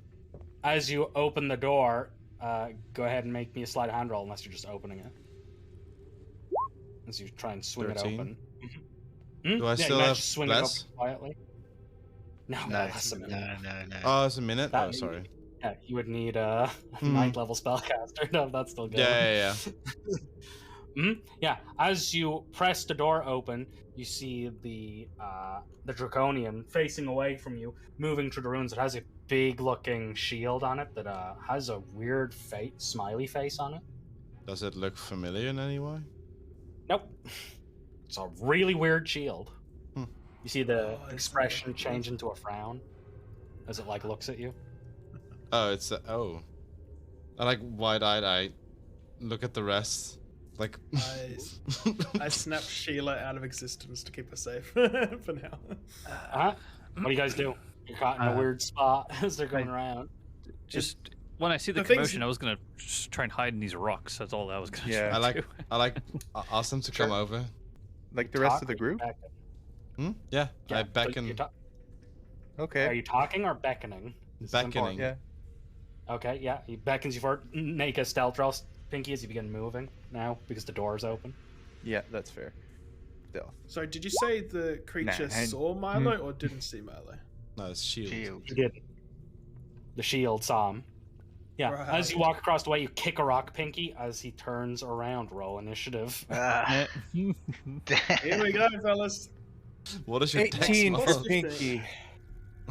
Ooh. Oh yeah, I've got 19 for Marv, 19 for Milo, 19 for the Trog, but NPCs go second to characters. Marv, hiding in the rocks. You roll your stealth.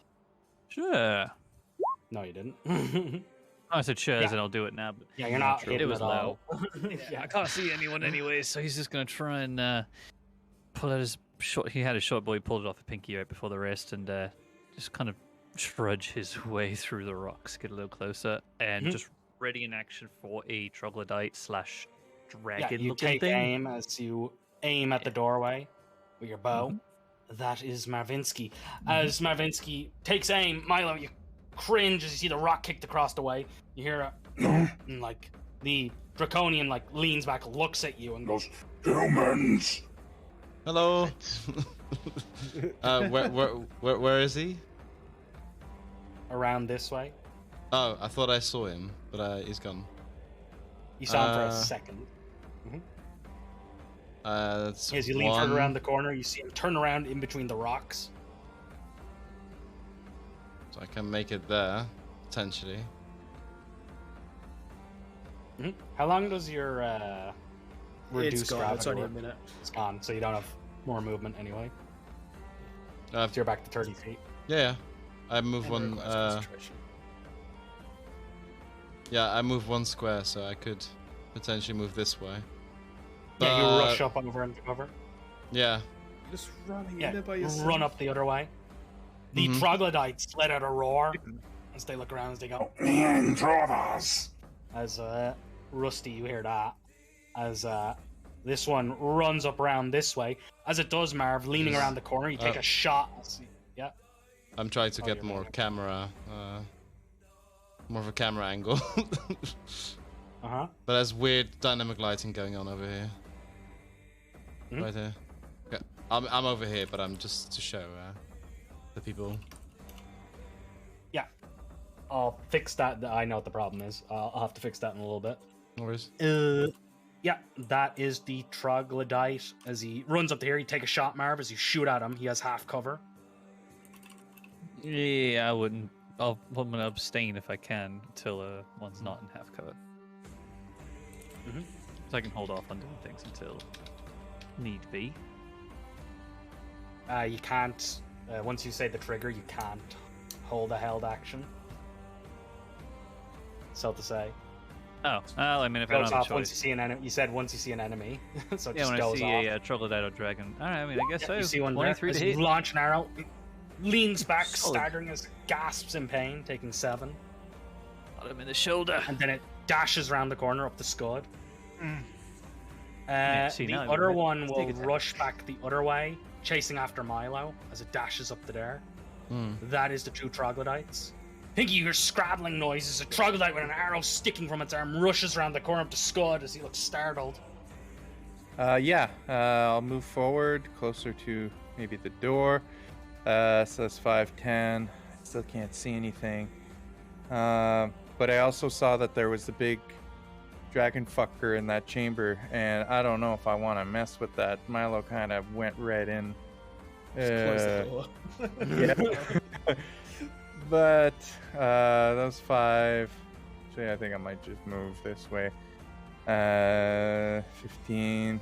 Oh, I do see the troglodyte right close to Milo, so I will take aim at it with a ray of frost for 11. I don't think that hits. That does not hit as it blasts across the wall, just missing it. I'll yell out to the rest of the group that Milo's alone in there. Oh boy. 15, 20, 25. Oh man. I mean, no. I'm sorry, buddy. So I'm taking 2. I could Where'd he jump go? in there and take some hits for you, but I'm torn. I think it's pretty. Yeah. I'm gonna move back over here. Sorry, buddy. That ends my turn. That is Pinky as he retreats back, seeing the situation and the big guy. Skud, you got a very stinky guy on you. As you see him lunge up at you. Thankfully, you're immune to its stench from earlier. Yeah, you hear me muttering something about like dwarves taste much better than goblins, and I'll take one nimble escape to disengage and run this way. You got this, Rusty, and I'll run behind this pillar, and then I'll use my action to. You hear him whisper another prayer to the Passion, saying, "Need your help again?" And I'll cast Bless again on Rusty, Marv, and myself. Yeah, you cast Bless again, throwing out your lot with the Passions as you beg them to save you. Yeah. And that's my go. Yourself, Rusty, and Marv? Or Pinky? Marv. Yeah, he's taking some hits. Pinky. Good. Not Pinky. You like the smell of that trog? Marv, Rusty, and myself. Yes. Yeah, that is them as you feel the blessing incur around you. The Draconian foot soldier sees that the other one has that, and he'll rush forward as he says, "Come back, small fry." As he rushes up to punt the kobold. Rushes forward, he makes 2 chops with a meaty cleaver he has in his hand. 6 Both and of them 8 thankfully doesn't miss. hit. You dive under them as they scrape along. Whiffs them both. I've seen you fight before. He'll Skud, move can up you to put here, us away? trying to block you from getting away. That's him, Rusty, the big guy. There's a smelly guy behind you. As an arrow launches out of him, you see Pinky just dodged 2 wicked slashes from its cleaver. I'm like making myself skinny behind this pillar, and then I just see that guy come in from behind me. So I'll just edge my way around. I really want to reduce their numbers, so we'll go for this one. Got bless, right? So we'll go for a firebolt at the Trog.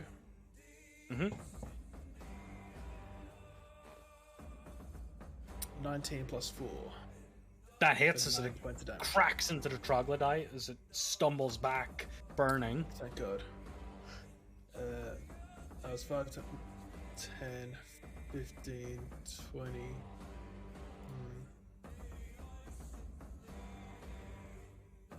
Yeah, I'll go by full 25 away. And I don't think I have any bonus actions, so I think that's me done. That is Rusty as he rushes over that way. Marv, after taking out that one, you see it go down in a burning pile as it squirms on the ground. The Draconian slashes at Pinky. It's like, Hold still, Slippery. Is that one speaking common at this point, or Draconian. still speaking Draconian? Marv and Pinky, I think, speak it. Dragon tongue. Oh, Yeah, Dragon tongue Dragon. is Dragonborn. Yeah, makes I was distracted. I'm gonna try and hit the one assailing Pinky here, 'cause he's the only one I can see anyways. My short bow. With bless, please strike true. 20 to hit. That hits, just plunges into its back, staggers for a second. 12 total piercing. He's in the red, get him.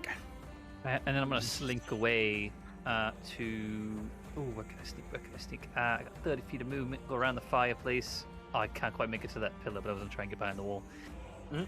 Yeah, you make Oh, it you know over what? to there. Any bonus action? I'll do cunning action. I'll get the last little. Oh no, yeah, cunning action because that's my bonus. Yeah, Is you still just free. dive behind the cover. it. Yeah. Milo, these guys are stinky, but you smelled one. The smell's still stuck in your nose, as you managed to resist it from earlier. Oh yeah, of course. Nice. You hear clattering and slashing sounds inside as you hear panic ensue in the other room. Wait up, guys! And I'll try to slash at this one. Oh, fuck, my rolls have been terrible. Yeah, he dives out of the way using the wall as cover. As you send a spray of Don't stone die. Just everywhere. keep that one busy and don't die. That's my go. It responds by snarling and beginning a series of rakes and bites at you. Yeah. No. Yeah, rakes and claws at Oh your my- shield as it slashes and bites on it. You manage to shove him back. As it gets 15, 9, and 11. It's really good there. Pinky, it is your go as you try and dodge under these blows. Thankfully, due to your size, you manage to dive under them as it takes an arrow right in the crook of its back. I'll hunker down on my hawks as I look at him menacingly, and I'll utter another pitiful cry for another draconic cry. And then that was my bonus action. I will use a Remember, I we think I still might- need proof of that he's the arsonist, so keep him alive if you can. Yeah, I can't do non-lethal with spells. So yeah, I'm gonna do a ray of frost from my current position. So just a regular roll for 17. Yeah, you just blast up into his face as he staggers back as frost begins to crack over his sternum as he grunts in pain. 6 cold damage, and yeah, that's my entire turn. I won't risk the attack of opportunity. Scud, Scud's concentrating still on the bless spell, you feel the crackle of mana around you as you peer at Pinky freezing up into his torso. Yeah, I kind of like Scott pops his little head around the side here and holds out a hand and fires another bolt at the Draconian engaged with Pinky. So, That 18 hits as it for one. glances off. Yeah, it glances off the shield. You see the shield like frowny face seems to hold true. I'm gonna run back here. I'm gonna run back to this pillar. That's my full movement. Mhm. You got it, Pinky. Yeah, that is Pinky. Sorry, that is Skud. As he reminded me. maneuvers away. The draconian soldier takes 2 more slashes with his cleaver at Pinky in response. Both of them miss. Like, he seems out of sorts from the frost and the strange screech. It's like, Hold still. This guy's. So imagine I'm doing like a kangaroo and I'm like leaning back onto my tail and yeah. Boot him in the face.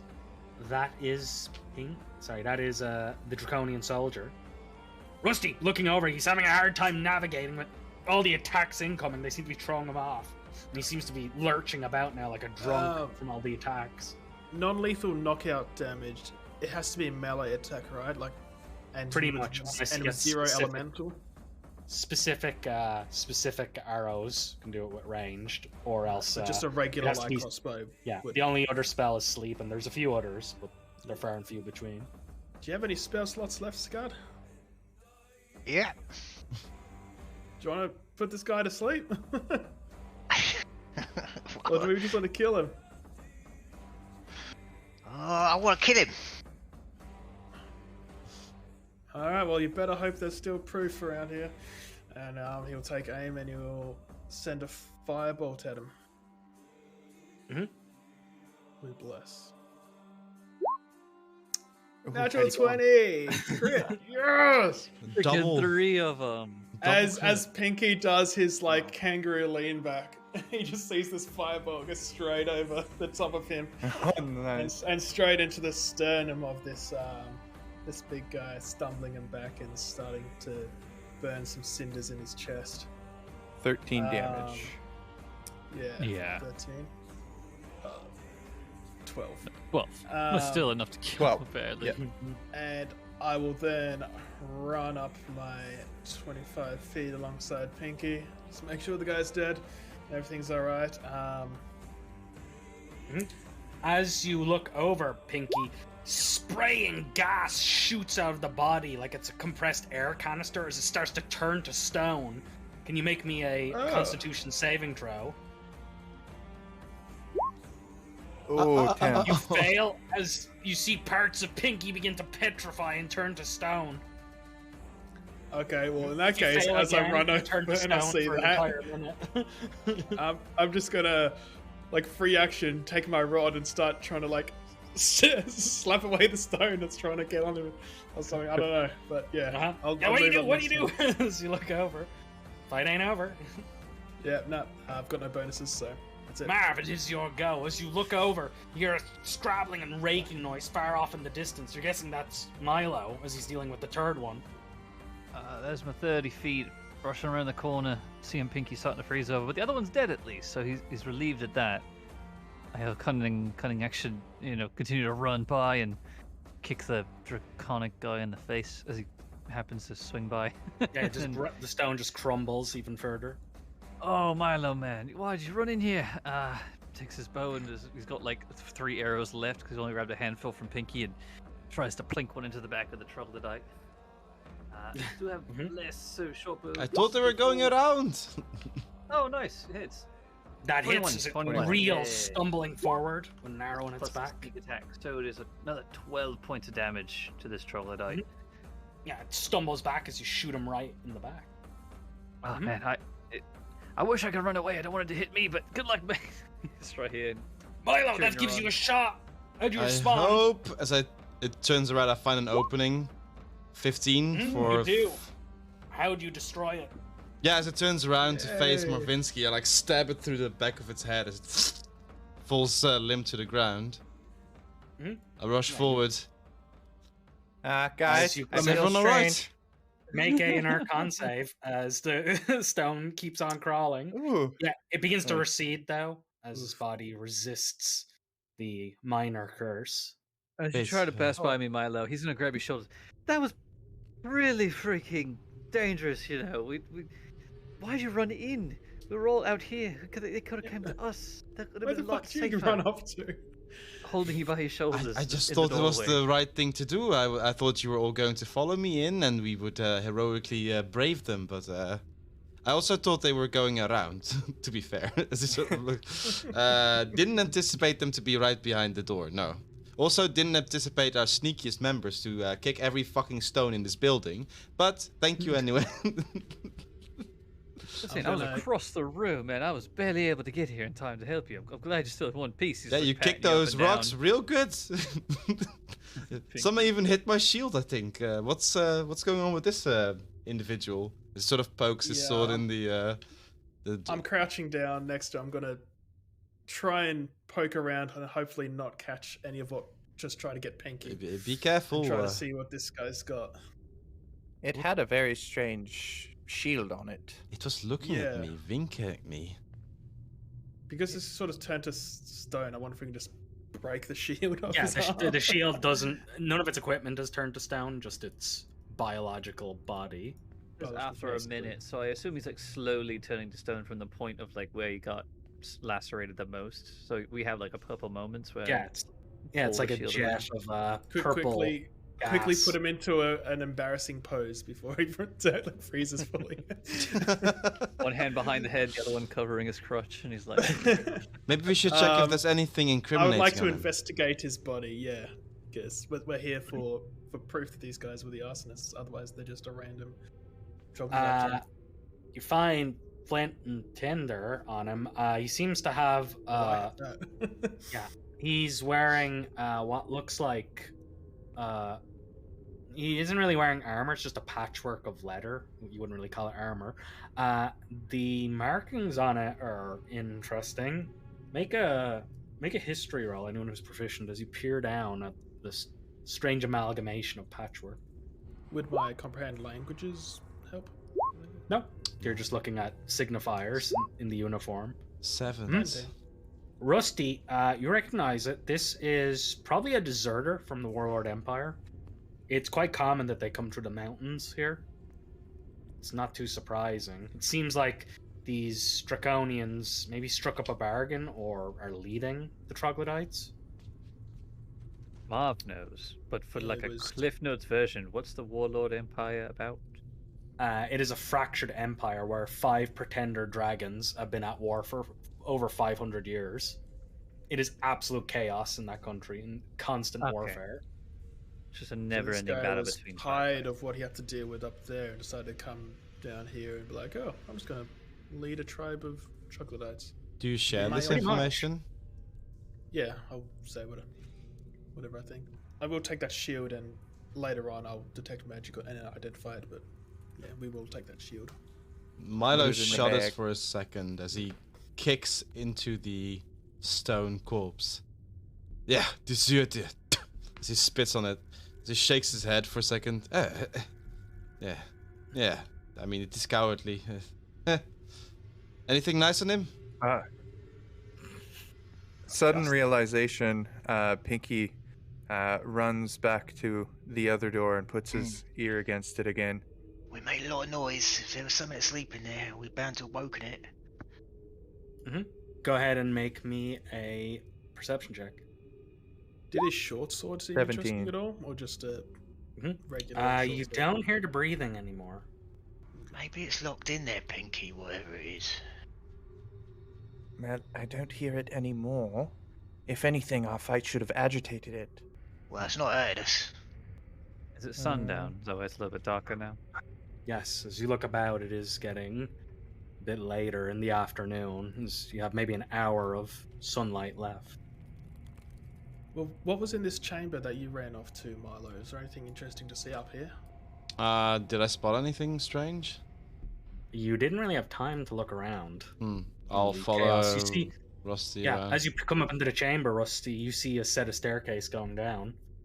Is there anything else in this room, Mitza? Or is it just... Peering into the room, yes, Skud, you actually see something. As you look past the brazier, between a set of urns and some dirt, you find a bag. Oh. What about the shield? Looking at the shield with these strange expressions on it. Yeah, it's a oddly expressful shield. That's as much as you can glean from it just looking at it. I'm gonna light up a torch just I'll, to see better. I'll call Rusty over. Say, I've found a bag, Rusty. Alright. Yeah, it's a bag. It seems to have glyphs marking the passions. You see that it seems oddly regal in nature. Something you wouldn't expect from this location, the Troglodytes or the Draconians. Okay, if I... Well, what's inside? Yeah, I'll open it up and I'll have a look and open it up and start digging around in it. What do I find anything? As you peer about, just blindly searching in it, your hand keeps on going down and down and down. Oh, it's one of them magic bags. They're like what Pinky's got. Unless you turn it upside down, you won't know what's in here. Otherwise, you'll just have to think of everything in the universe until you guess the right thing. Because Pinky's crafted his own, I assumed that he would know how bag of holdings work, right? Yeah. And that you can turn inside out. I'll pass it to Pinky then. Well, we've got a table here. I'll clear off whatever clutter's on the table at the moment. Let's empty it out and see what's inside. Here, if you take a rapier and puncture it through both ends, you can actually get a really efficient pouring out of the bag. I can't reach up And on then the you've got table. no more bag. That would break the bag. I'll pass it to someone who's taller than me. And to anyone. Anyone? The shortest And member then of the group. And then I just, There's and then I a just, stool there. That's a stool. my little claws up on the top of the table, and my eyes are there ready. See what comes out. He called me over to look at the bag with him, so I guess I'll take the bag and I'll turn inside out. And Yeah, onto the as you table. turn it inside out, you hear it as a bunch of blood splashes explode. onto the ground. About 2 liters of it, nearly. As you just Ugh. look down at the crimson mass. As you Oh, do, what you the hear it as a foot falls out. As you look, it seems like someone's severed foot below the ankle. Oh, It's been hollowed out, and you see like letters used to make it into a shoe. Oh, we saw someone without a foot. It is a left foot of a troglodyte. Why would they the hollow other it one was out? missing his right foot. Yes. Yeah, I'm gonna pick it up. Is the make an body at investigation the roll. the body at home was charred, but does the skin tone match maybe the underbelly of the one? It was charred. That's gonna be possible to tell. Yeah. Here we go. 12. If Bless is still up, I'd have a D4, but I don't know. Yes, it would. I'll give that to you. But Bless Nice. doesn't affect skill checks. It's only Oh, attack yeah, rolls and it's saving attack throws. rolls and You saving need throws, you need yep. guidance 12. for Yeah, 12. that. Yeah, as you peer at it, you'd still get it. This seems to be a slipper sized for a small creature. Oh. Look at Skud. What are you doing? But made of a troglodyte foot. Wow, this has been. So, quite really the good ride. news. Small Yeah. creature that's trying to give fake footprints. to If the maskers. if the shoe Maybe. fits, so Skud, can you maybe I try- Everyone turns towards Skud starts backing up down this way quite slowly. Yeah, let's as you stay here. as you look over, the shield makes this face. That's good. I knew that's what it was. I That's great. I might not have been completely honest with you, fellas. Skud. I'll pull out my rod. On that note, we will take our long break as Aw. everyone peers at Skud. What's As he going backs on?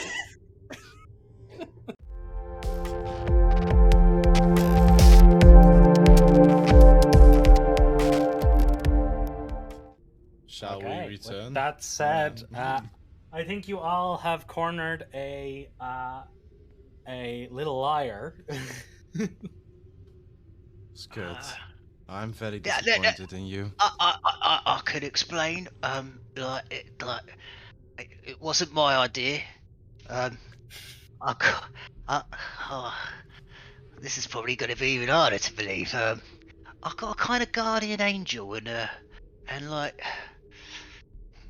she kind of said that I've down there, and he points down the other corridor where the other door is that we haven't been through. There's like a magic place, and like, way better than your junkyard, Pinky. Like, you'll like it. Like Land a of new home, pleasures. yeah, new home for you. But like this guardian, like a little while ago, couple months back, like I started hearing this voice. I swear it's true. I swear. And telling me that I needed to come here because there's something bad happening, and I needed to stop it. And she just kept talking in my head and making me do nice things for people and all this stuff. And there was a mark like yours, Milo, like that old lady said on your hand. I got one too. Look, see, the world broken, cracking. Yeah, as Skud pulls up his arm, I'll see a fractured, like, table of the continents, a sphere, shattered through nearly in 100 pieces. It would look like a tattoo, but it seems to run differently than a tattoo. You can almost see down into it, but it doesn't go to flesh like you would expect, a crack in the skin. Like, how can I be lying if he's got one as well, like me? Like I'd never met Milo before. How have we both got the same thing? There's something weird going on. Well, this is strange. I've always thought it was a birthmark of sorts, but I've got one just on the top of my hand here as well, as I show it to the rest of the party. You three, a bunch of weird. Why do y'all have matching tattoos? That's weird. Telling you, the answer's down there in that room down there. I couldn't get down. I've been here before. I snuck in here, saw all the trogs, knew I couldn't do them. I needed help, and that's why I had to start a fire, because no one's gonna come out here just because I ask them to. I ain't got no money. No one bloody believes anything I say usually. Although Milo, you did. Oh, bless you, you little naive soul.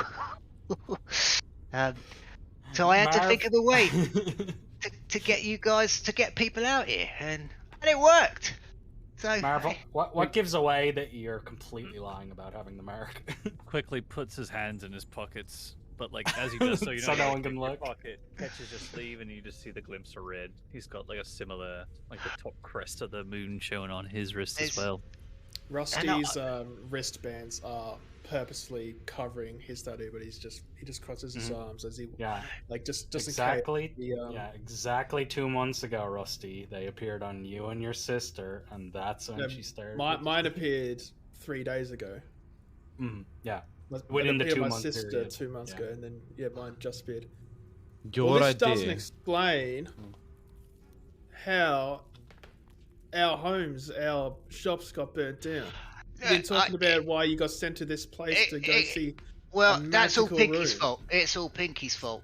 I just started a tiny little fire. You're working together. I knew it. There was going to be a little bit of smoke, and then I didn't know the whole bloody thing was going to crack because of that bomb Pinky put in there. That magic bomb.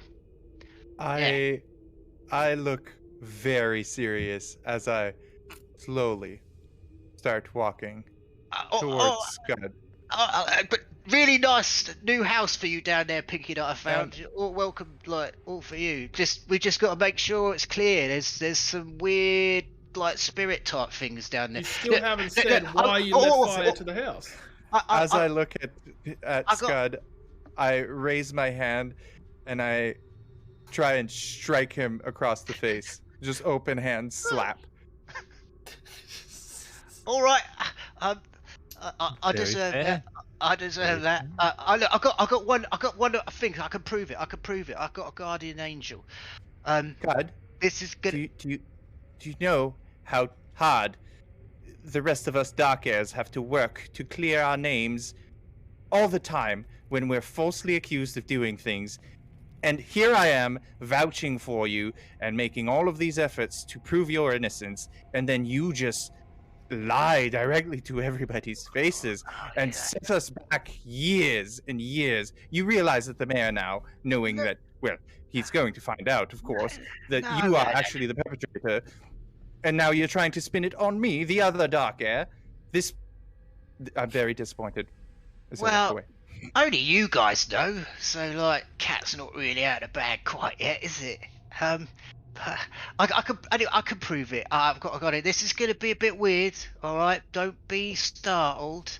And I kind of, you see me kind of like talking in my head almost. And I'm gonna use my angelic form of dread. So what happens is, you see like a figure, a robed figure, kind of appear behind Skud. It's almost bathed in moonlight, and it looks like the silhouette of a drow woman with bright, sparkling blue eyes. And when you see her eyes, it's almost like she knows every bad thing you've ever done, every lie you've ever told. It just makes you feel incredibly guilty. And and Scud's eyes turn blue as well. They go from red to blue, so it's almost like he's now a lighter. And he goes, this is my guardian angel. This is Nightingale. She's the one who told me to come here. She's the one who told me I needed to get down in that room to stop something bad happening. This is why I had to bring you all here. I'm not lying, see? And can I make an Arcana check to see if Rusty can tell whether or not this is just a illusion that he's playing on us? Yeah, I would like to do the same. Go ahead and make an Arcana roll. This is a very complex illusion. Rusty, you're not so used to illusions. I don't think it was your school discipline. If it's not a minor illusion and it isn't like a major illusion, it would require more because like you kind of feel weird looking at it. And that takes a lot more magic to influence something. Yeah, I know I've got no like credibility. I know you guys don't really trust me now, but like we're here. Let's get down there, and if I'm lying, you can do what you want. I won't fight you. Milo just puts up a hand. Are you finished talking now? He is, but I'm not. You see the woman look at you. Milo just stares at her. What the little munchkin says is unfortunately true. You are all marked. Very well. And your point was to destroy these houses, the livelihoods of people, the lives of people, to get our attention. There are other ways of doing this. His idea, not mine. I just wanted him to bring you out here. I had to improvise, fellas. It was like, up against it and all that. It is direly important that you are all to come here. Please see what is down in the rooms below before you judge him fully. In Celestis, the language of the Celestials, which I know, I say, and why should we trust you or him? I do not ask you to trust us. I ask you to see what is below. She answers in perfectly fluent Celestis. So you framed the Troglodytes with your actions. I did. They are despicable creatures. It was super clever, I thought. Seems your actions match those of the despicable. We have a word for that back at Terstad. Yeah, you use a lot of big words. I'm not sure I'd understand what it means. Yeah, there's many things you don't seem to have understood. As he starts moving. Let's investigate this house of yours and then we'll judge you. Might I ask before this lady leaves, is who is Nightingale? What manner of entity are you? You just see her peer at you. Her gaze is somewhat inscrutable. As she says, I am Nightingale. I was a great hero in bygone times. It seems that none of you know my name. Maybe you are not familiar with my efforts to the northeast. Now she's stuck in my head. She's there all the time. She knows what I'm thinking. She knows when I, want to do naughty things. She just looks at Skud. Stop thinking about food and concentrate, Scott. I got to do what she says. I need her out of here. Would any of us more studied folk, would a history check possibly be okay for this? Now that you've heard her name and she mentions Northeast, go ahead and anyone with proficiency in history can make a roll. Is anyone from the Northeast of the world? 22. I'm from this area. Where's the start? Yeah. Terstadt is to the west. It's around the Arcane College. It's like basically a college town. Oh, okay. So to say. But in northeast, I mean, like up in like you guys are down in this section of the world. We're talking like up over here in this big old place. Okay, no. I never learnt about that's heroes in the Arcane College. There's a lot of them, so yeah, if that helps. Yeah, as you all look at her, you recognize her somewhat. There's some prints and whatnot that were made of her over time, her tails and the like, raising the dead, like pushing through and destroying like several armies of the warlords that came through in the wars, in the 1,000 Wars of Revelo. There's been several battles she was spotted in, working for some of the Passions cults. If you actually are this Nightingale hero, I can at least take solace in the fact that I know that you're not evil. You know she is. I've heard mumblings here and there. When you spend a lot of time around people's homes, you hear ramblings of tales of old, and the children in the town like to talk about old heroes and such. They like to emulate them and play and pretend they're them. So yes, I've heard the name a few times, but I never thought that it would attach itself to one such as you. A spirit, anyways. That's what I'm assuming you are, as a spirit. She nods. Of a sort. This is a strange limbo. This doesn't even account for the events that happened in Crucible in the previous decades. I'm not sure what it is. I don't think I could keep you here much longer, Nightingale. Yes, we will talk later. As she proceeds to fade. And my form of it's form of dread, but it's reskinned as angelic form. So she Don't forget to roll your D10 for your temp hit points. It disappears after the form. They go goes. with it. Oh, they do. Yeah, that's one of the rare times. Yeah. If everyone at any point is turning to go to the staircase, I think Milo was about to trudge off towards it. Yeah. So right, you guys aren't gonna bloody lynch me right here and now, yeah? We're good, at least for now. At least if I see you try to skulk away, and sneak off, and escape us, then you will see. I promise. Cross my heart, hope to die. Yeah, I'm not a chance. I'm a straight shooter, really. I'm glad you promised, because Marv's going to lean his head over you because he's much taller. He'll pull out a bag of rope with a tag still attached that says 12 gold. Hempen rope. Give me your hands. I see you didn't lose everything from your shot, Marv. Oh, that's good. Yes, my worldly possessions are all affixed to my back, almost like Pinky. Now give me your hands. Are you sure, it's not safe down there?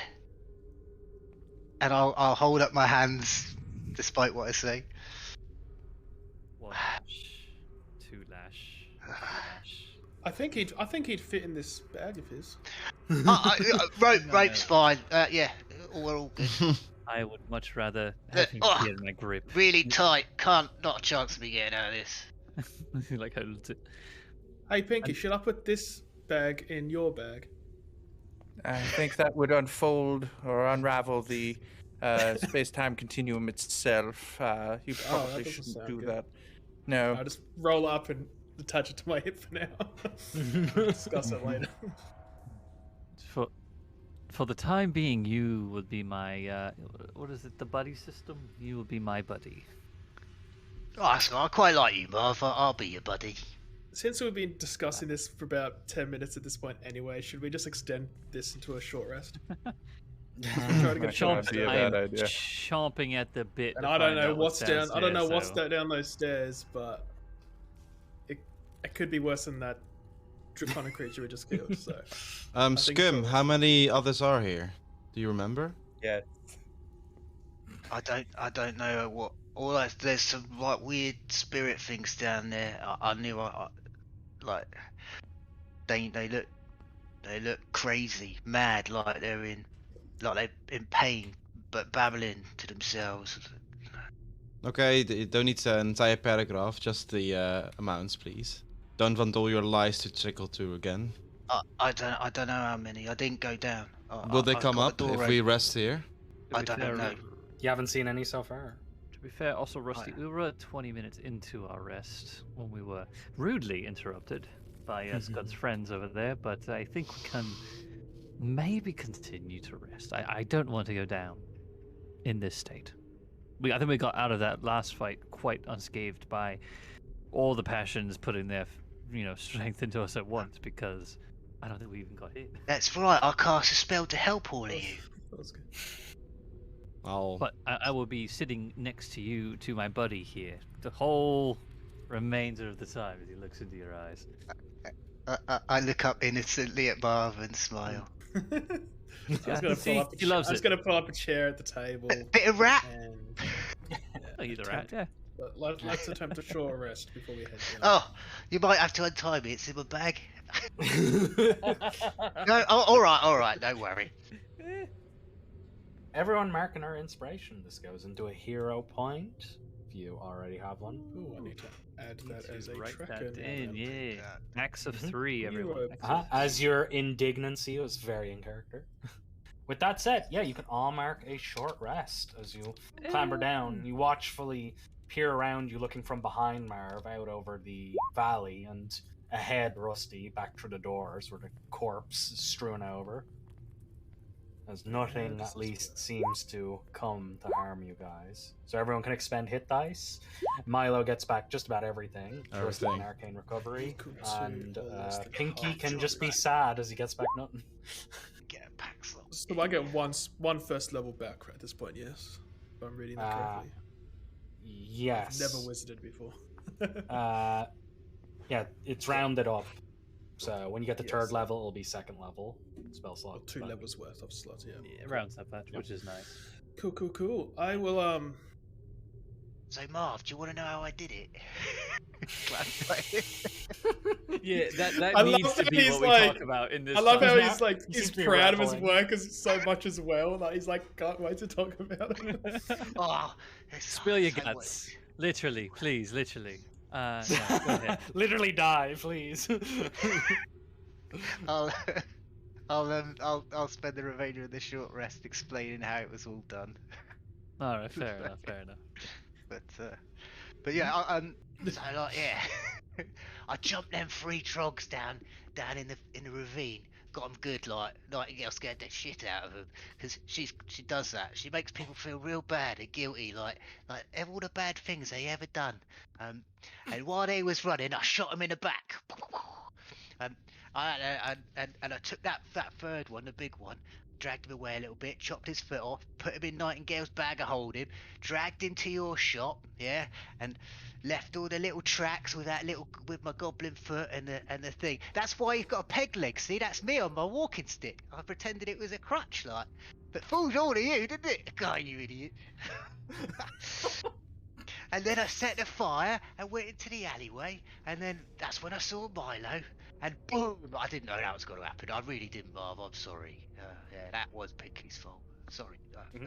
Yeah, you remember the part where you disguise yourself to look like a Oh troglodyte? yeah. That was the other thing. You know, the old lady. She said that she saw you. That wasn't you, it was me. And I'll cast disguise self and turn myself 1 foot higher into like a troglodyte. It was me. And that's basically how I did it. I don't know if I don't like Any you or if I questions? don't like Nightingale, because I'm you still set the wondering fire. where did the fire part of the plan come from? Why was the need for the fire? I like the ruse of the troglodytes. Rusty actually described it exactly.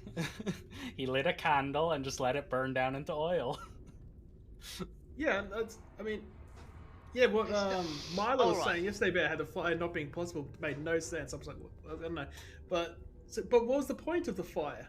Because Why was that necessary? how was I going to get a bunch of brave, like, admittedly a little bit slow on the uptake heroes Okay. This is to come up the here time you call and us stupid. I never said stupid. I never said cautious. Cautious, let's say. Yeah, cautious. And very trusting. Trusting's a virtue, Nightingale tells me, which is very admirable of all here. But yeah, how was I going to get, like, I mean, I know what I look like. I'm like, and you see ragged, like an urchin.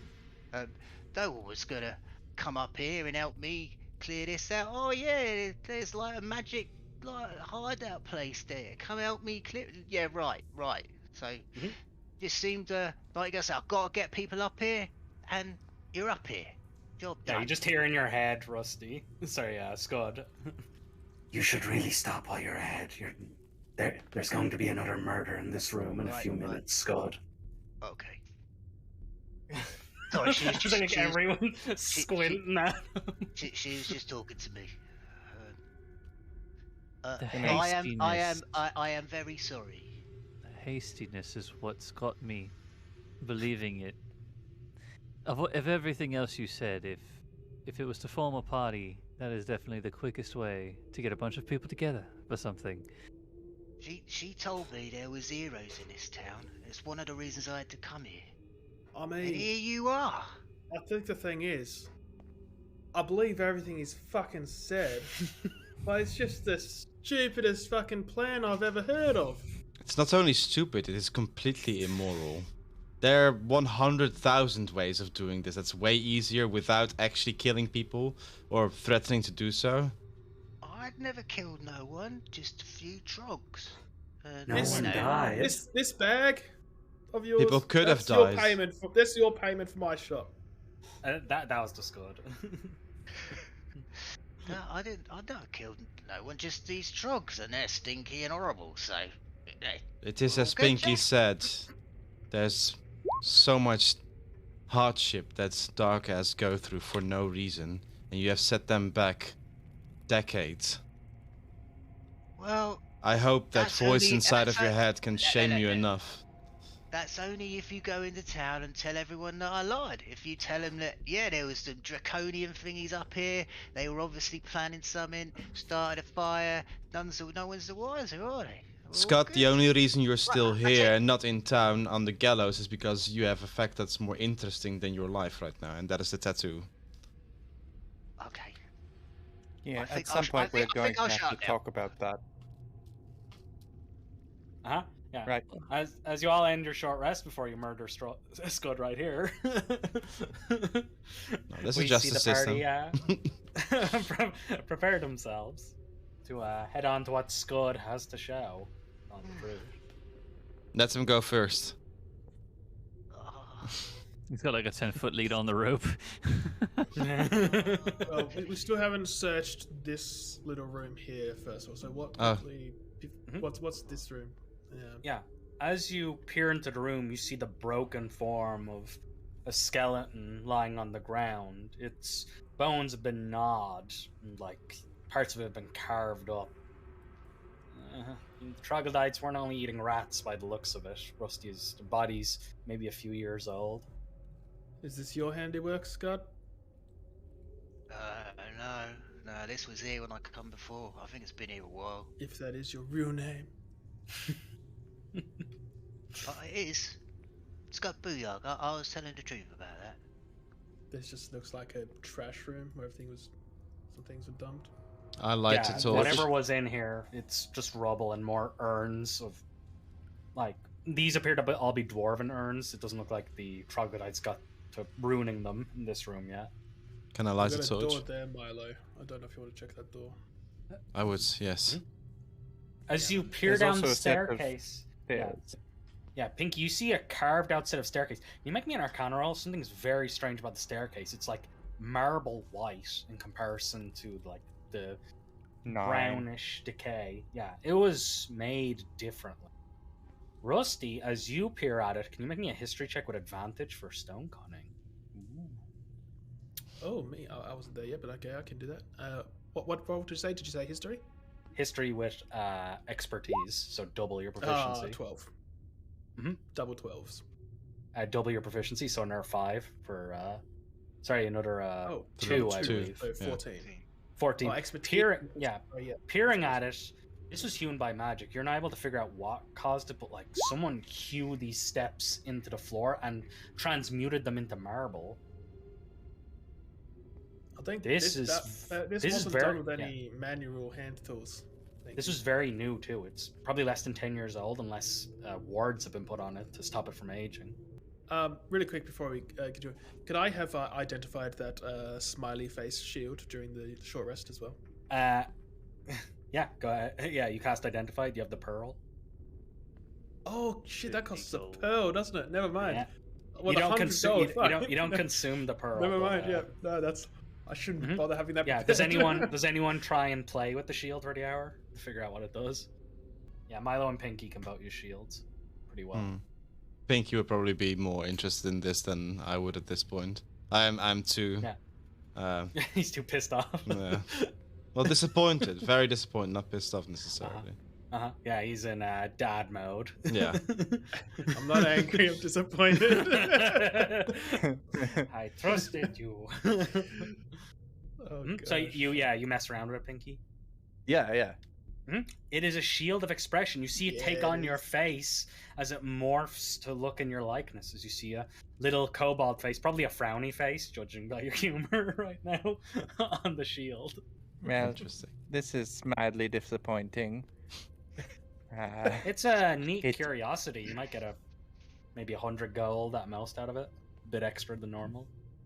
Yes, I mean, it is a nice shield for sure. I mean, the border is quite nice. The metal is itself magical. And, you know, the faces, the expressions could entertain little children. But, I mean, beyond that, it's just a shield.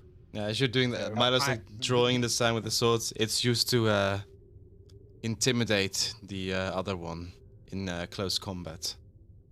They taunt the other one, leaving an opening.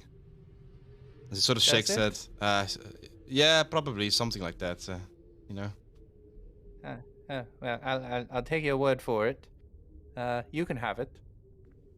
Oh, I don't need another face to taunt. Fine. I'll keep it. I'll don the shield. Yeah, it's just a regular shield, other than it can make faces as a bonus action. Go ahead and make. I did not know I was proficient with shields. I believe you are. I think all artificers are. Yeah, it says armor proficiency shields. Yeah. Milo, go ahead and make that perception check as you annoyedly listen at the door. Oh yeah, sorry. Perception. Of course, it's a 7. It's been 7. I think you're too pissed off. What is up? I've been rolling so many 7s. It's so weird. You're lucky. Pinky, as you peer down into the depths of the staircase, you see a door with a handprint. It has a green gem at the end of it. It's not the same shade as Shard as you peer at it. You would know it being an artificer. Maybe it's maybe it's a sapphire. Just open I'll that walk door down real quick, the stairs. Pinky's we're about to lose Pinky's. Just quickly open that door and see what's in. Go ahead and make a sleight of hand roll as you lean your weight on it and try and slowly open it. I hate anything that opens doors. Yeah, it opens as you all hear it. As it grinds some stone into the ground as you shove it open. You see 2 more draconians lounging, peer to look at you. As we'll end today's session there.